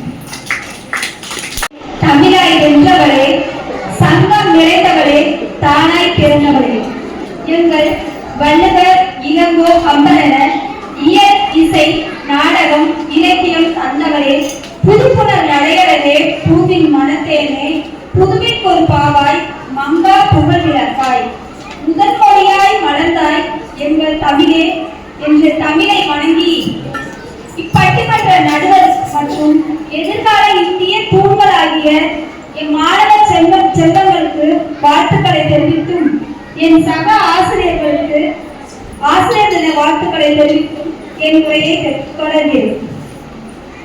இங்க வந்து உட்கார்ந்தப்ப யாரு பேசணும் நடுவர் அவர்களே கேட்டேன். இங்கே நடுவர் சொல்றாரு, சத்தியமா சத்தியம்தான், அவர் சாமர்த்தியம் தான் பேசணும் அப்படின்னாலும் சத்தியமா சாமர்த்தியம் தான் பேசணும் பதில் சொல்லிருப்பாங்க. நீங்க வேணா கேட்கோங்க. அதுதான் சொல்ல, எப்படின்னா அந்த சாமர்த்தியமா பேசணும் அப்படின்னாலும் சத்தியம்ங்கிற வார்த்தை இருக்கு. சாமர்த்தியம் தான் பேசணும், சத்தியம் தான் பேசணும் பதில் சொல்லிடுறாங்க. ஆனா இதை நீங்க மேடையில சொல்றீங்க எனக்கு தெரிஞ்சிருந்தா சத்தியமா சொல்லிருக்கணும், சாமர்த்தியமா தப்பிச்சிருக்கணும். சரிங்க. எதிரணியில் அமர்ந்திருக்கும் ஆசிரியர்கள் சாமர்த்தியம் அப்படிங்கிற தலைப்புக்காக வந்து அமர்ந்திருக்காங்க. இவங்க எல்லாம் தங்களுடைய மாணவர்களுக்கு சத்தியத்தை போதிக்கிறாங்களா சாமர்த்தியத்தை போதிக்கிறாங்களா தெரியல. சத்தியத்தை சாமர்த்தியமா போதிக்கிறாங்க. சத்தியத்தை சாமர்த்தியமா போதிச்சா அவங்க போதிக்கிறது என்னது? சத்தியத்தை சத்திய வழியில சாமர்த்தியமா போதிக்கிறாங்க. கடைசியில வெளியே நிற்கிறது அவங்களுடைய கான்செப்ட் என்ன? மாணவர்களே, நீங்க சத்திய வழியில நடக்கணும் அப்படிங்கறத அவரோட மொத்த கான்செப்டே.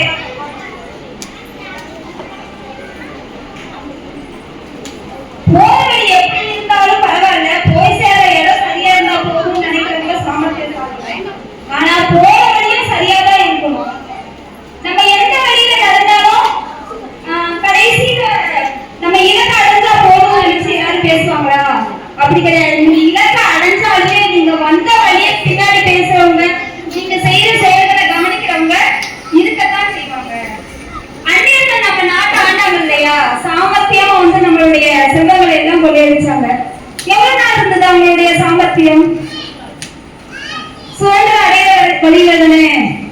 சுதந்திர அடையிறதுக்கு காரணமான தேசத்தந்தை மகாத்மா காந்தியை நம்ம போட்டுருவோம் இல்லையா? எதுக்காக போட்டுருவோம்? அவர் சுதந்திரம் பெற்று தந்ததுனாலயா?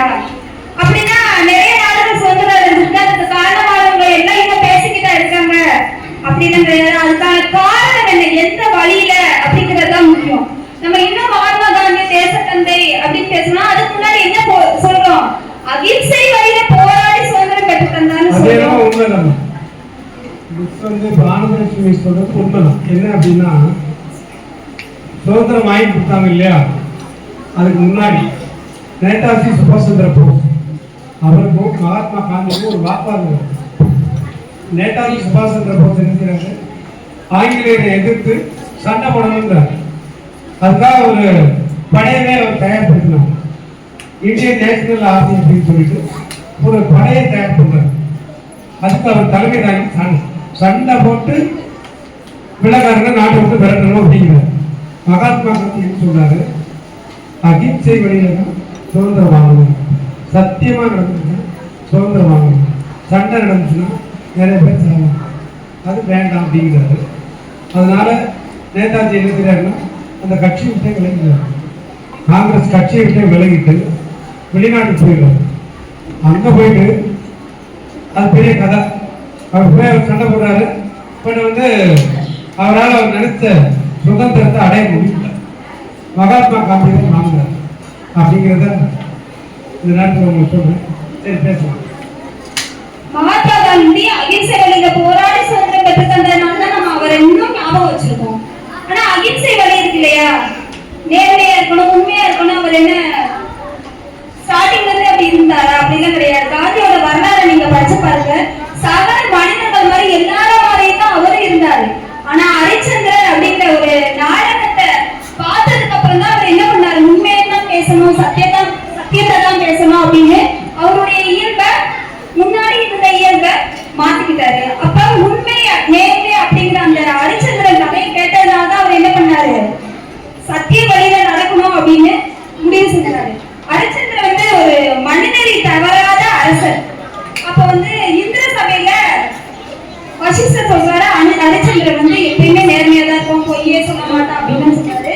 விஸ்வாமித்திரர் என்ன சொல்றாருன்னா, இல்ல அப்படிலாம் இருக்க முடியாது, நான் என்ன பண்றேன் இத கண்டிப்பா மாத்தி காட்டுறேன் அப்படின்னு சொல்லிட்டு எவ்வளவோ துன்பங்கள் துயரங்கள் கொடுக்கிறாரு. அரிச்சந்திர நாடு, மனைவி, மக்கள் எல்லாத்தையும் இழந்து கடைசியில என்ன பண்றாரு, எல்லாத்தையும் இழந்தாலும் சத்தியத்தை அவர் இழக்கவே இல்லை. அதனாலதான் அவர் சரித்திரத்துல இடம் பிடிச்சிருக்கிறாரு. அந்த அரிச்சந்திரன் மூலமா நமக்கு மகாத்மா காந்தியும் கிடைச்சிருக்கிறாங்க. நமக்கு தெரிந்த ஒரு மகாத்மாவும் அரிச்சந்திரனும் ஒருவராக இருக்கலாம். ஒரே ஒரு மகாத்மா, ஒரே ஒரு அரிச்சந்திரன் இருக்கலாம். ஆனா இன்னமும் இந்த நாட்டுல சத்தியத்தை, நேர்மை, உண்மை இதெல்லாம் கடைபிடிக்கிற அரிச்சந்திரன்கள் இருக்கத்தான் செய்யறாங்க. சாமர்த்தியசாலிகள் இருக்கலாம், ஆனா சத்தியவாதிகள் மட்டுமே சரித்திரத்தில் இடம் பிடிப்பார்கள் என்று சொல்றேன் நானு. அடுத்து பாத்தீங்கன்னா இருக்காங்களா? கண்டிப்பா இருக்கிறாங்க. எல்லாரும் சாமர்த்தியசாலிகள் கிடையாது இல்லையா? சாமர்த்தியம்ன்றது அது ஒரு குணம் தான். ஆனா சத்தியம்ன்றது ஒவ்வொருத்தரோட இயல்பு. எல்லாருமே பிறந்ததே சாமர்த்தியசாலிகளா வருகிறாங்க. கண்டிப்பா எல்லாரும் அவங்களுடைய மனித இயல்பே என்னது? சத்தியவான்களா பிறந்தாங்களா? கண்டிப்பா உண்மை பேசுறதே இயல்பு.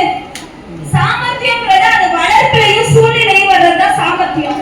ஆனா உங்க வீட்டுல பக்கத்து வீட்டுல யாராவது குழந்தை பிறந்துச்சுன்னா மிஸ்ஸை கொண்டே காட்டுங்க.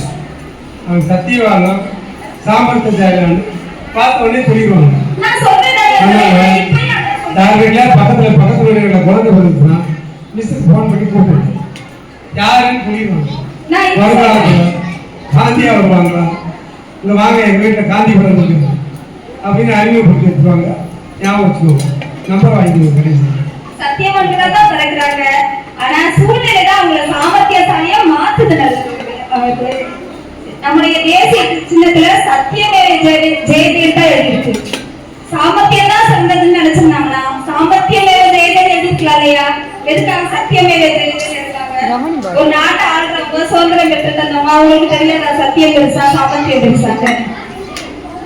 இதுல இருந்து என்ன தெரியுது? சத்தியம் தான் பெருசு, சாமர்த்தியம் இல்லை அப்படிங்கறத நீங்க தெரிஞ்சுக்கணும். அடுத்து பாத்தீங்கன்னா சுந்தரவல்லி மேம் இருக்காங்களே, அவங்க என்ன சொன்னாங்க? ரோட்ல வளைஞ்சு வளைஞ்சு போனா ஈஸியா போயிடலாம்னு சொல்றாங்க. ஸ்ட்ரைட்டா தான் போகணும் நாங்களும் சொல்லுவோம். ஏன் நீங்க வளைஞ்சு வளைஞ்சு போங்களேன், ஆட்டோல வளைஞ்சு வளைஞ்சு போங்க, என்ன ஆயிடும்? உடனே புண்ணாயிரம் தானே.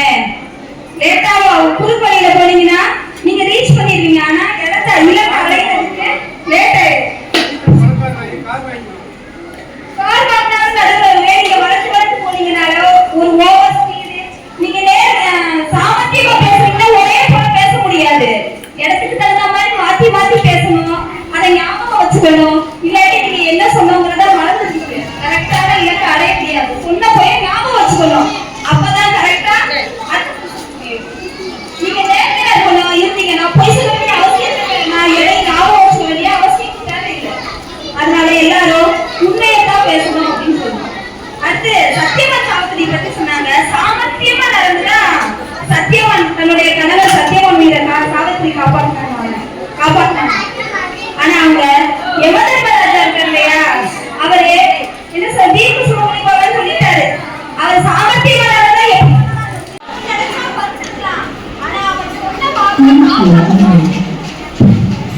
யமதர்மராஜா சொன்ன வாக்க காப்பாற்றணும் அப்படின்னு நினைச்சதுனால என்ன பண்ணாரு? அவருடைய விதிகளையே மீறி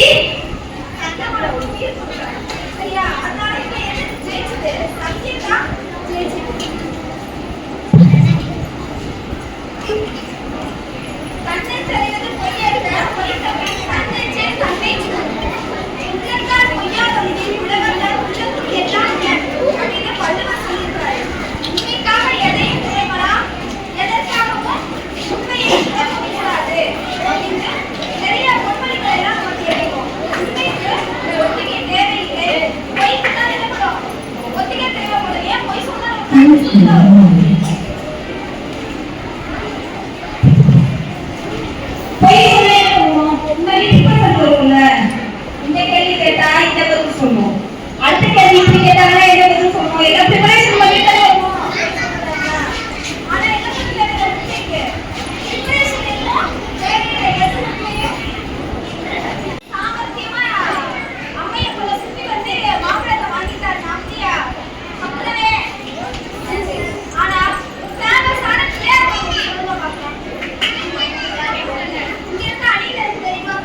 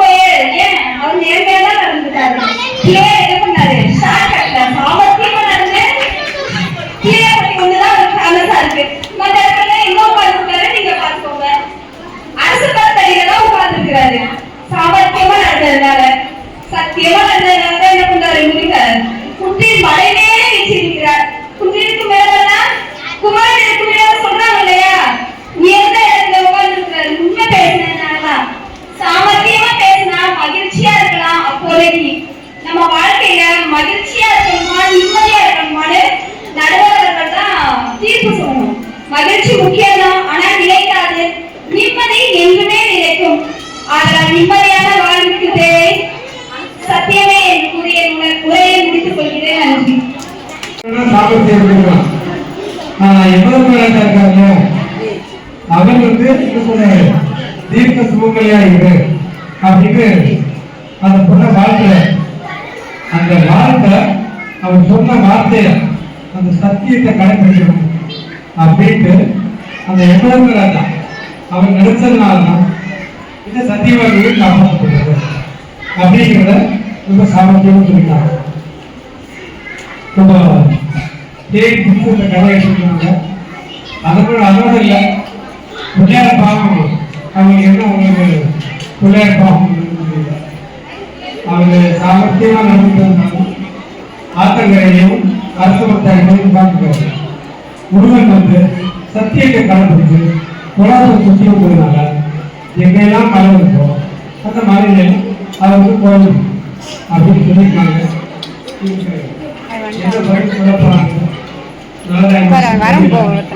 அவங்களும் பெரிய பேசுறாங்க. இங்கே 2 பெரிய பட்டிமன்றத்தில் கலந்துருக்காங்க. அவங்க இப்ப இதெல்லாம் படம் சொல்ல போனாங்க. உங்களுடைய கைகள் நடுவர் அவர்களுக்கு டீச்சர்ஸ் டே தானே, உங்களுக்கு தான் ஆசிரியர் யாரு? நாங்க. இதுதானே எங்களுக்கு ஆசிரியர் யாருமா? எங்களோட பள்ளி தாளர். அவர்களுக்கு ஒரு நினைவு பரிசனை வழங்க போறோம். அதாவது 2 அணிகளை சார்பா தான் வழங்க போறோம். நாங்க எப்பயுமே சாமர்த்திய சாலையா தான் இருப்போம். சத்தியமா நாங்க வந்தது நாங்க தான் ஒரு போர்டு இருக்க மாட்டோம். சரியா?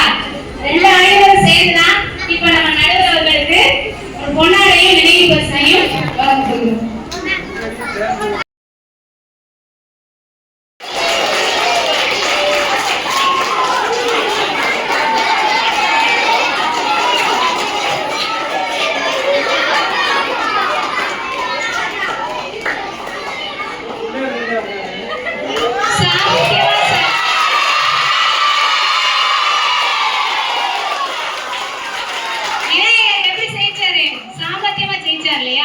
அதனால விநாயகர் படமே அவங்களுக்கு வந்திருக்கு. ஏகி இருக்கக்கூடிய அந்த மாணவர்களுக்கும் சாமர்த்தியமே வெற்றி வரும் என்று தெரிந்தும் சகஜ நிலையில் அமர்ந்திருக்கும் எதிரணிகளுக்கும் எங்களுக்கே வெற்றி என்று அமர்ந்திருக்கும் எனது அணிகளுக்கும் ஆக்கத்திறனும் சிந்தனை தெளிவும் தொகுத்தளிக்கும் ஆற்றலும் கலை ஆக்கமும் இந்த பட்டிமன்றத்தை சிந்தைக்கு விருந்தாக்கி கொண்டிருக்கும் எனது நடுவர் அவர்களுக்கும் ஆசிரியர் வாழ்த்துக்களை தெரிவித்துக் கொண்டு எனது உரையை தொடங்குகிறேன். முதல்ல ஃபர்ஸ்ட் ஸ்டார்ட் பண்ணோடனே சத்திய அணியிலிருந்து சொன்னாங்க, சந்தனமாரி சொன்னாங்க. என்ன சொன்னாங்க? அவங்க உட்காந்துட்டாங்களாமா, நான் உட்காரலையா? அப்படியா? ஒரு பழமொழி சொல்லுவாங்கல்ல, என்ன சொல்லுவாங்க? பந்திக்கு முந்து படைக்கு பின்னு சொல்லுவாங்க. நம்ம சாப்பிடறதுக்கு முந்தனும் படைக்கு பின்னனும் அப்படின்னா கிடையாது. பந்திக்கு முன்கை இல்லனும் படைக்கு பின்கை இல்லணும். அப்படிதானே? தெரியுமா? தெரியுமாடாது?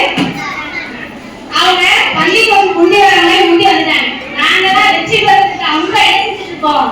தயார் நேரம் வச்சுட்டு லாஸ்டா வந்தாலும் எப்படி வந்திருக்கோம்? லேட்டஸ்டா வந்திருக்கோம். எங்க அண்ணன் பேசினாங்கல்ல, அதுல இருந்தே தெரிஞ்சிருக்கும் எங்களோட சாமர்த்தியம் எப்படி இருக்கு. சரியா? அடுத்தது தேவி பேசினாங்க. அதாவது லட்சுமணன் ராமன் கீழ்ச்சின கோட்டை சீதையை தாண்டாம இருந்தாங்க. அப்புறம் எப்படி வந்துச்சு ராமாயணம்? ராவணன் எப்படி சீதையை கவர்ந்து சென்றாரு? ராவணனுடைய சாமர்த்தியத்தால் அவர் முனிவர் வேஷம் போட்டு சீதையை எப்படியாவது அந்த கோட்டை விட்டு வர வைக்கணும் அப்படின்னு சொல்றதுக்காக பிச்சை எடுக்கிற மாதிரி அவங்கள வெளியே வர வச்சு அவங்க என்ன செஞ்சுட்டு போயிட்டாரு? ஜாலியா கலந்து போயிட்டாரு. அப்ப என்ன ஜெயிச்சு? அவரோட சாமர்த்தியம் தான் ஜெயிச்சு. சரியா? அடுத்தது பேசினாங்க ஆனந்தலட்சுமன். சத்தியத்தை தான் போதிக்கணும், சத்தியத்தை தான் போதிக்கணும், போன் பார்க்கக்கூடாதுன்னு சொல்லுவோம். ஆனா ஆசிரியர் என்ன செஞ்சுட்டு இருக்கோம்? அரை மணி நேரம் போன் பண்ணிட்டு இருக்கோம். அப்படிதானே? அப்புறம் சொல்லுவாங்க புக்கேஸ்னா 6 o'clock சொல்றாங்க. ஆனா டீச்சர் எத்தனை மணிக்கு தான்? 8 மணிக்கு தான். அது சண்டேனா போதும், மதிய சாப்பாடு தான் இருப்பாங்க. சரியா? அப்ப சத்தியத்தை போதிக்கணும்னா நாம அந்த சத்திய வழியில என்ன செய்யணும்? நடக்கிறோமா? நடக்கிறது அப்ப இருக்க தேவையான சொல்லிக்கிட்டு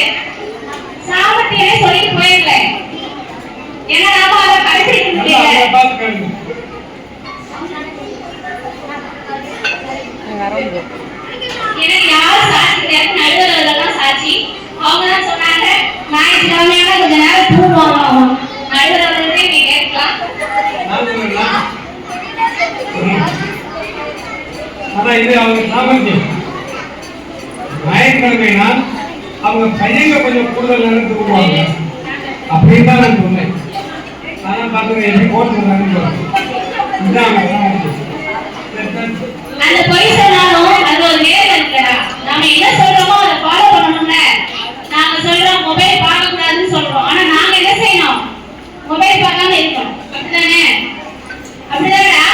எல்லாருக்கும் பசி எனக்கு வந்துச்சு. அப்படிதானமா? ஓகே. அடுத்தது சார் வந்து சாமி படம் பார்த்துருக்காங்களா என்னன்னு தெரியல. நடுவர்கள் சாமி படம் பார்த்துருக்கீங்களா? நான் சொல்றேன் அம்பன் ஆடி ஒளி அதெல்லாம் கிடையாது சார். நடுவர்களே விக்ரம் நடிச்ச சாமி படம் பார்த்துருக்கீங்களா? அது சார் வந்து அப்டேட்டா தான் இருப்பாங்க. அது நடிச்ச நடிகை யாருன்னு கேட்டா கூட சார் தெரியும். எவ்வளவு சாமர்த்தியமா போட்டுருக்காங்க பாருங்க. யாருப்பா ஹீரோயின் யாரு? யாரு? திரிசாவா? நடுவர்களுக்கு தெரியும். ஆனா அவங்க வந்து நம்மள என்ன செய்றாங்க? போய் சொல்றாங்க. நிறைய தடவை சொல்லியிருக்காங்க. எனக்கு நயன்தாரா பிடிக்கும், த்ரிஷா பிடிக்கும் அப்படி சொல்லியிருக்காங்க. நயன்தாராவோட பையன் அவங்க பார்த்து திரிசா மாதிரி இருக்காங்க அப்படின்னு சொல்றாங்க. நயன்தாராவுக்கு எத்தனை குழந்தைங்க அப்படி முதற்கொண்டு அப்டேட்டா இருக்காங்க சார். சரியா? அதனால பார்த்துப்பாங்கன்னு எனக்கு தெரியும். இந்த சாமி படத்துல விக்ரம் வந்து உண்மையான போலீஸ் தலைவரா இருப்பாரு. சரியா? பார்த்திருக்கியா? இந்த படம் பார்த்திருக்கியா? என்ன சொல்லுவாரு? ஒரு டைலாக் சொல்லுவார். சொல்லுங்க பார்க்கலாம். பாத்தீங்கன்னா ஒரு சாமி ரெண்டு சாமி ஆயிரச்சாமி சொல்லுவார்ல. ஞாபகம் வந்துச்சா? அந்த படத்துல அவர் வந்து சத்தியவானா இருப்பாரு. ஆனா நிறைய ஊருக்கு டிரான்ஸ்ஃபர் பண்ணுவாங்க அவர். சரியா? சத்தியவானா இருந்தா அவங்களுக்கு என்ன செய்யாது? காரியம் ஆகாதுன்னு சொல்லிட்டு அவர் என்ன பண்ணுவார்னா லஞ்சம் வாங்குவாரு. ஆனா வாங்கி அது சாமர்த்தியமா யார்கிட்ட வாங்கினாங்களோ அவங்ககிட்ட எடுத்து போய் கொடுப்பாரு. சரியா? இப்ப வந்து அவர் சத்தியவாதியா சாமர்த்தியவாதியா? சாமர்த்தியவாதி தானே. லஞ்சம் வாங்க தப்புதான். ஆனா அந்த திரும்ப யார் கொடுக்குறாரு?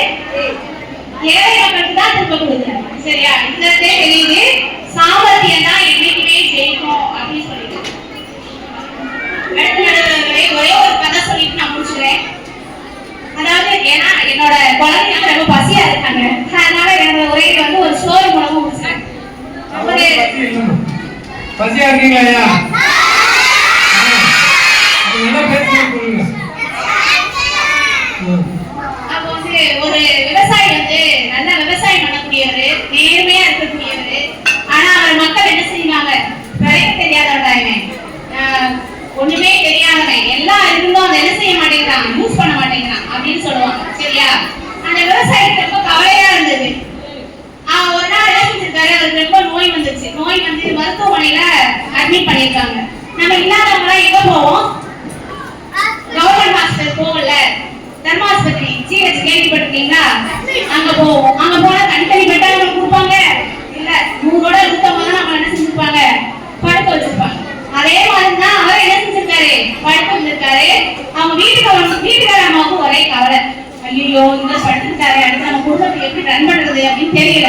அவர்கிட்ட சொல்றாங்க, என்னங்க வீட்டுக்கு பின்னாடி இருக்கிற இடத்துல நான் போய் விவசாயம் பண்றேன், உங்களுக்கு உடம்பு சரியாக ரொம்ப நாள் ஆகுமே அப்படின்னு சொல்லிட்டு அவங்க பேசிட்டு இருக்காங்க. அப்ப விவசாயிக்கு ஒரு ஐடியா வந்துருக்கு. அவர் டக்குன்னு அவங்க ஊர் மக்களும் சுத்தி இருப்பாங்க இல்லையா?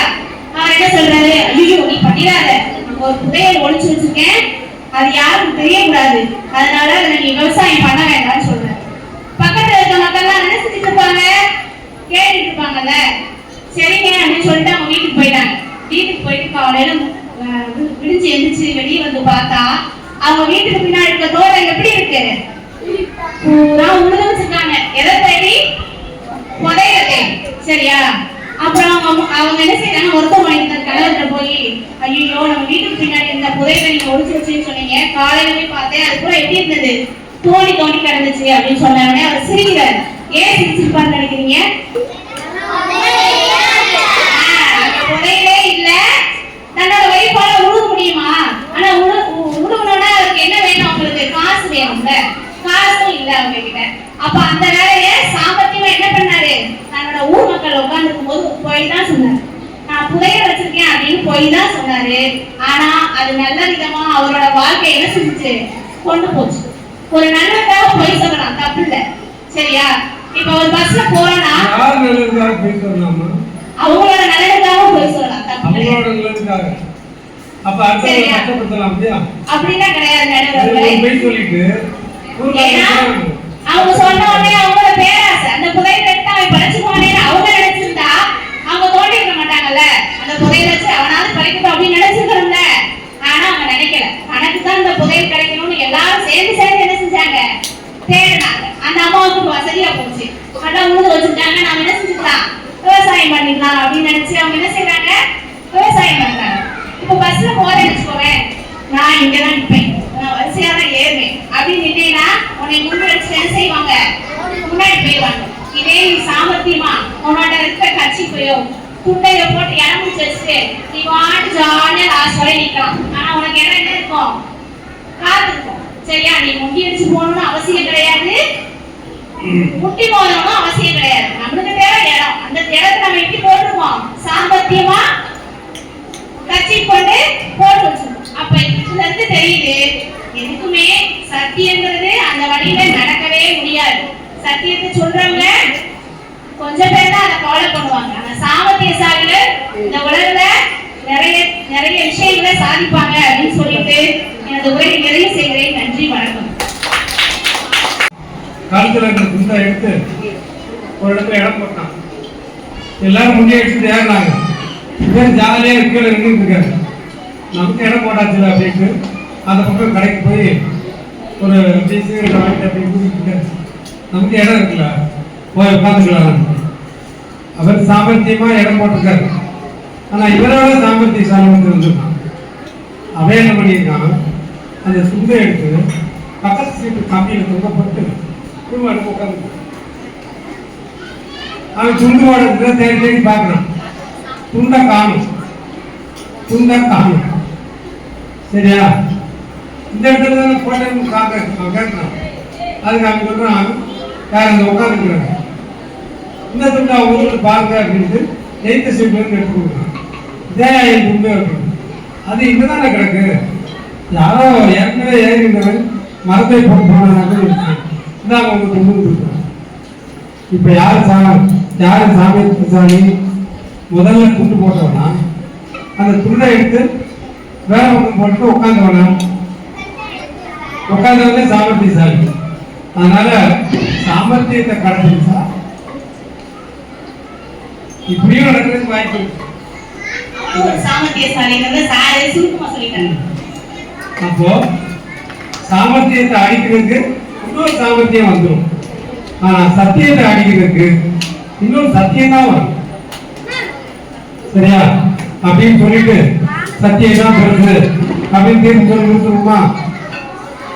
அப்படி பிடிக்க முடியாது. ஏன் அப்படின்னா நிறைய கருத்துக்கள் அவங்க சொல்லியிருக்காங்க. சாமர்த்தியத்தை பற்றியும் சத்தியத்தை பற்றியும் ரெண்டு அணியினருமே ரொம்ப அருமையான கருத்துக்கள் சொல்லியிருக்காங்க. நான் தீர்ப்பு சொல்றதுக்கு முன்னாடி முதல்ல இந்த 8 பேருக்கும் ஒரு பாராட்டுதல் தெரிவிச்சிருக்கேன்.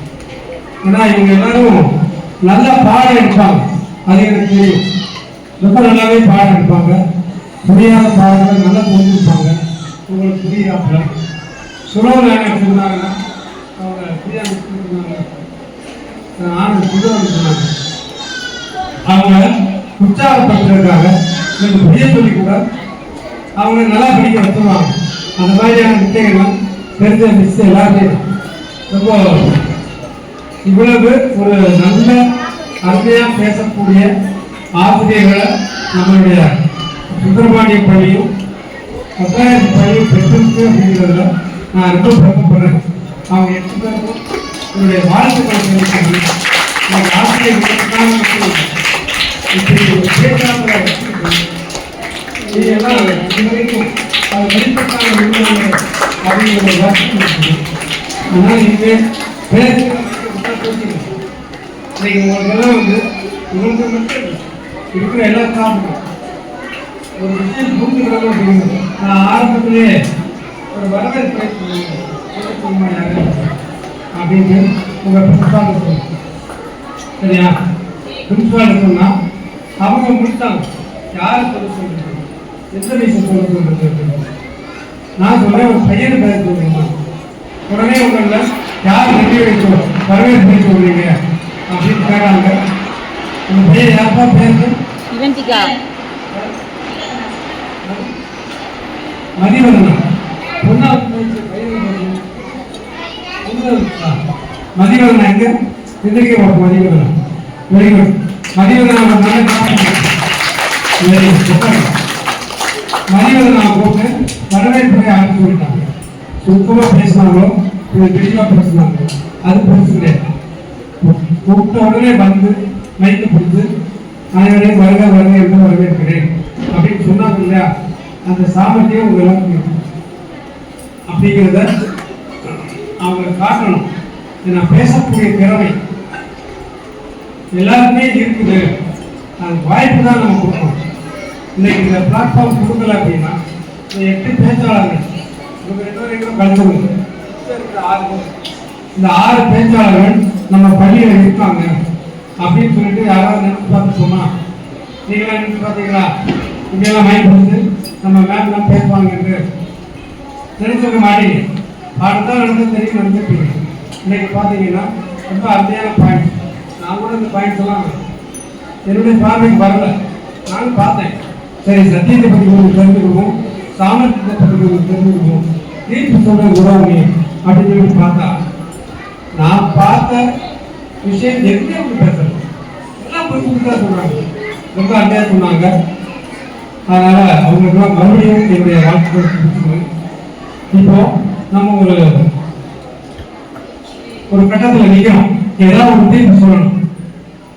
நம்மளுடைய தனி மனிதன் வாழ்வுக்கு பெரிதும் துணையாக இருப்பது சத்தியமா சாமர்த்தியமா அப்படிங்கிறத இப்ப நம்ம முடிவு பண்ணணும் இல்லையா? சத்தியமா சாமர்த்தியமா அப்படிங்கிறது ஒரு பக்கம் இருந்தாலும் நம்ம இவங்க என்ன பேசினாங்களோ பேசுறதை வச்சுதான் தீர்ப்பு சொல்ல முடியும். அப்படின்னு வச்சுக்கலாமா? அப்படின்னா தராசு நான் கொண்டு வரலையே, என்ன செய்யணும்? தராசு கொண்டு தான் இடம் போட்டு பார்த்துருக்காங்க.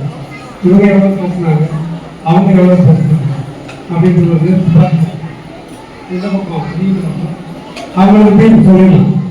அப்படி இடம் போட்ட தீர்ப்பு சொல்ல முடியும். அவங்க பேசுற விஷயத்தை இடம் போடணும். சரியா? விஷயத்தை இடம் போடணும். அதே நேரம் ஒரு மனிதன் வாழ்க்கைக்கு பெரிதும் தேவை அப்படின்னு சொன்னா சத்தியம் வேணும், சாமர்த்தியமும் வேணும் அப்படிங்கிறது உண்மைதான். ஆனா அதே நேரம் இப்போ நம்ம சத்தியம் வேணும் அப்படின்னு சொல்றோம். ஒரு சின்ன கதை சொல்றேன். எல்லாரும் கதை சொல்லிட்டாங்க, நானும் கதை சொல்லலைங்க. நானும் கதை சொல்லிட்டா சரி கதை சொல்றேன். ஒரு கஞ்சன் இருக்கான். கஞ்ச பிஸ்னாரி வீட்லயே முடிஞ்சு வச்சிருக்கோம். உண்மையான தேவை கூட செலவழிக்க மாட்டான். ரொம்ப கஞ்சன். அவனை பாம்பு கடிச்சிருக்கு. என்ன கடிச்சிருக்கு? பாம்பு கடிச்சிருக்கு. அந்த காலத்துல இப்ப இருக்கிற மாதிரி ஹாஸ்பிட்டலுக்கு போய் ஊசி போடுறதெல்லாம் அந்த காலத்துல கிடையாது. நாட்டு வைத்தியம் தானே. நாட்டு வைத்தியம் அந்த விஷ முடிவுக்கு மந்திரம் சொல்லுவார். மந்திரம் மந்திரிக்கு தெரியுமா? உங்களுக்கு பார்த்துருக்கீங்களா? விஷகடிக்கு மந்திரிப்பாங்கல்ல, அந்த மாதிரி மந்திரம் சொல்லணும். மந்திரம் சொல்லி அந்த விஷத்தை எடுப்பார். அவன் வீட்டுக்கு போயிட்டான். யாரு? இந்த பாம்பு கடிப்பட்ட கஞ்சன் போயிட்டு என்ன சொல்றான்? அவன் வீட்டுல அங்க எழுதி போட்டுருக்காரு. என்ன எழுதி போட்டுருக்காரு? பாம்பு கடிக்கு 25 ரூபாய் மந்திரம் சொல்லணுமா, தேள் கடிக்கு 15 ரூபாய், பூரா கடிக்கு 5 ரூபாய் அப்படியே எழுதி போட்டுருக்காரு. இவன் சாமர்த்தியமா என்ன சொல்றான்? மந்திரம் தான் சொல்லப்படுறாரு, எல்லாருக்கும் ஒரே மந்திரம் தானே அப்படின்ட்டு சாமி என்னை பூரம் கடிச்சு போச்சு அப்படின்னு இருக்காரு. யார்? இந்த கஞ்சன் சாமர்த்தியமா சொல்லணும்னு நினைச்சிருக்கு. அவர் பூரம் கடிக்கிற மந்திரத்தை சொல்றாரு. விஷயம் இறங்கல. ஏயா உள்ளது சொல்லியா என்னையா கடிச்சிச்சு அப்படின்னு திருப்பி கேட்காரு வைத்தியர். இல்ல தேள் கடிச்சிச்சு அப்படின்னா. தேள் கடிச்சா அப்படின்ட்டு அப்புறம் ஒரு மந்திரம் சொல்றாரு. அப்பயும் விஷயம் இறங்கல. சரியாக குடிக்கிறான். நிஜமா சொல்லி தேடுதான் கடிச்சுதான் அப்படின்னு. இல்ல சாமி நீங்க பாம்பு கடிச்சு நீர் போய்க்கும் பயம் நிறைய அதிகமா உள்ளது சொல்லிட்டு கடைசியில் சொல்றான். என்ன சொல்றான்? இனி பாம்பு தான் கிடைச்சிச்சு அப்படின்னு பாம்பு கடிக்குண்டான மந்திரத்தை சொல்லி படைக்க வச்சிடுறாரு. படைக்க வச்சுவாரா? இப்போ அந்த வைத்தியர் என்ன கேட்காரு, உனக்கு 3 வகையான மந்திரம் நான் உனக்கு சொல்லு, 45 ரூபாய் கொண்டாந்து கேட்கிறேன். மரியாதையா முதல்ல உண்மையை சொல்லியிருந்தான், அதாவது சத்தியத்தை சொல்லியிருந்தா 25 ரூபாயோட போயிருக்குமா? இவன் சாமர்த்தியத்தை காரணம் வச்சிருக்காரு. பூராத்து கட்டிட்டு அதுக்கு 5 ரூபா புத்தகம் எடுக்கணும் அப்படின்னு சொல்லியிருந்தான். அடுத்தது என்னாச்சு? 25 ரூபாய்க்கு பதில் 45 ரூபாய் கொடுக்காம அந்த சாமர்த்தியசாலிக்கு நிலவு வந்துருச்சா? வந்துருச்சு. அப்போ சாமர்த்தியம் வேண்டாமா?